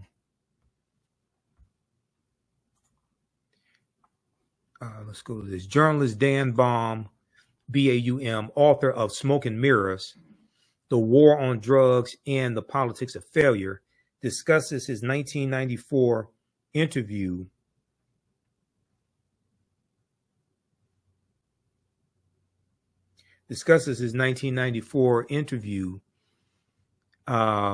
with John Ehrlichman. Now, John Ehrlichman died in 1999. He was President Richard Nixon's chief domestic policy advisor and had spent 18 months behind bars for conspiracy to obstruct justice and perjury as a result of the Watergate cover-up. Read the article from AtlantaBlackStar.com. Nixon advisor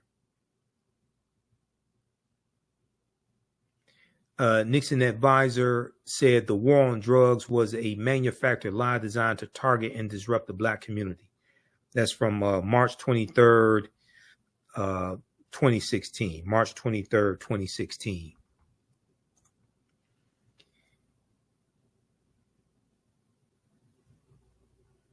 How did the United States entangle itself in a policy of drug prohibition that has yielded so much misery and so few good results? Americans have been criminalizing psychoactive substances since San Francisco's anti-opium 1875 law that targeted Chinese men working on railroads. But it was John Ehrlichman's boss, Richard Nixon, who declared the first war on drugs and set the country on the widely punitive and counterproductive path it still pursues. I had tracked Ehrlichman, who had been Nixon's domestic policy advisor, to an engineering firm in Atlanta where he was working on minority recruitment. Now, this is quoting the article from theroot.com right here. Former Nixon aide claims war on drugs invented to suppress Black people. And they're citing the article from Harper's Weekly.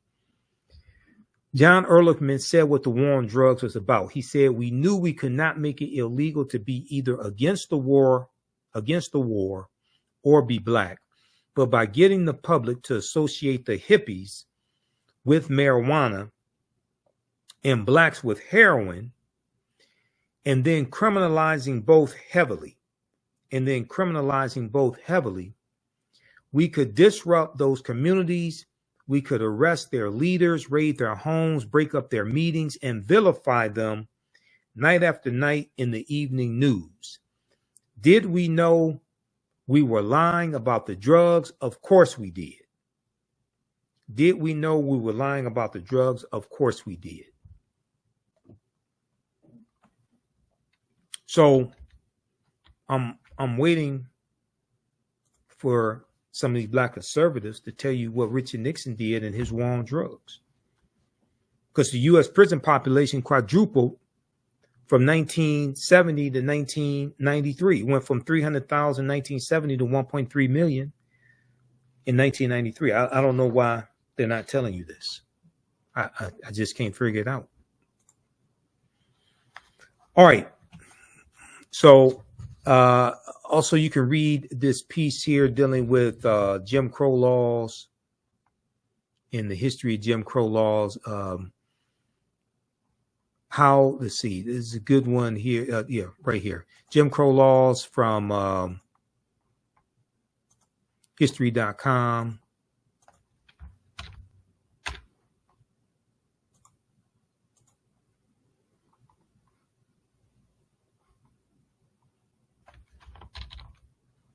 This here deals with the history of Jim Crow laws and what they were in the time period.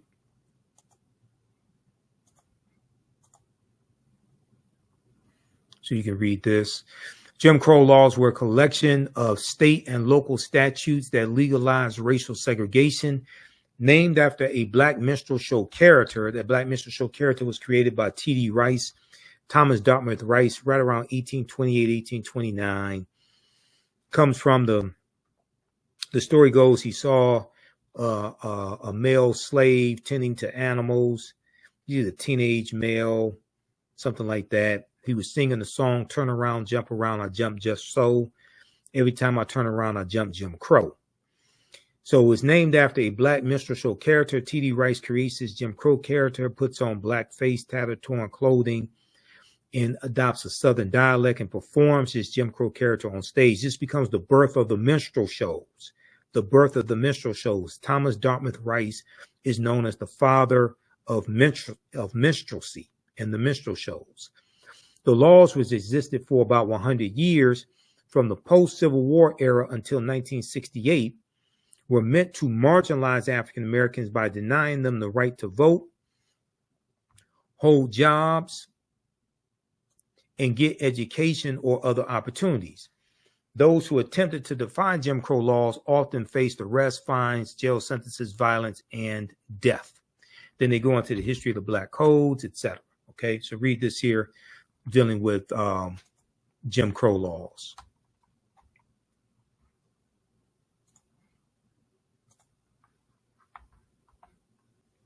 That's at history.com. There's also another really good piece that deals with how, which one is this one? Yeah. How Jim Crow laws suppressed the African American vote for generations.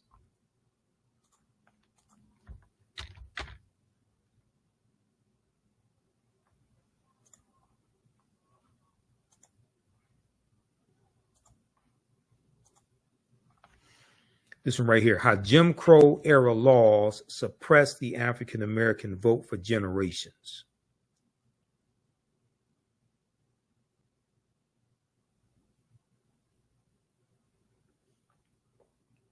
In the wake of the passage of the 15th Amendment and Reconstruction, several Southern states enacted laws that restricted Black Americans' access to voting. This is from August 8th, 2023. It was last updated. So read this one here. Welcome to Sapphire. Takes you through history. Talks about the 15th Amendment, all of this. Mississippi State Constitution, Mississippi State Convention, 1890. Right here, we came here to exclude the Negro. Deals with all this history. The impact of the legislation was swift. By 1910, registered voters among African Americans dropped to 15% in Georgia and under 2% in both Alabama and Mississippi, according to historian Donald Neiman in his book Promises to Keep, African Americans and the Constitutional Order, 1776 to present. Then you had Williams versus Mississippi, U.S. Supreme Court case of 1898 that challenged the poll taxes, and the U.S. Supreme Court upheld the state poll taxes in Mississippi, the disenfranchisement clauses, grandfather clauses, and literacy tests on the basis that the new Constitution did not discriminate between the races, and it has been shown that their actual administration was not evil, only that evil was possible under them. This is what the U.S. Supreme Court ruled when we challenged these laws. This is 2 years after Plessy versus Ferguson. This is Williams versus Mississippi, 1898 U.S. Supreme Court case.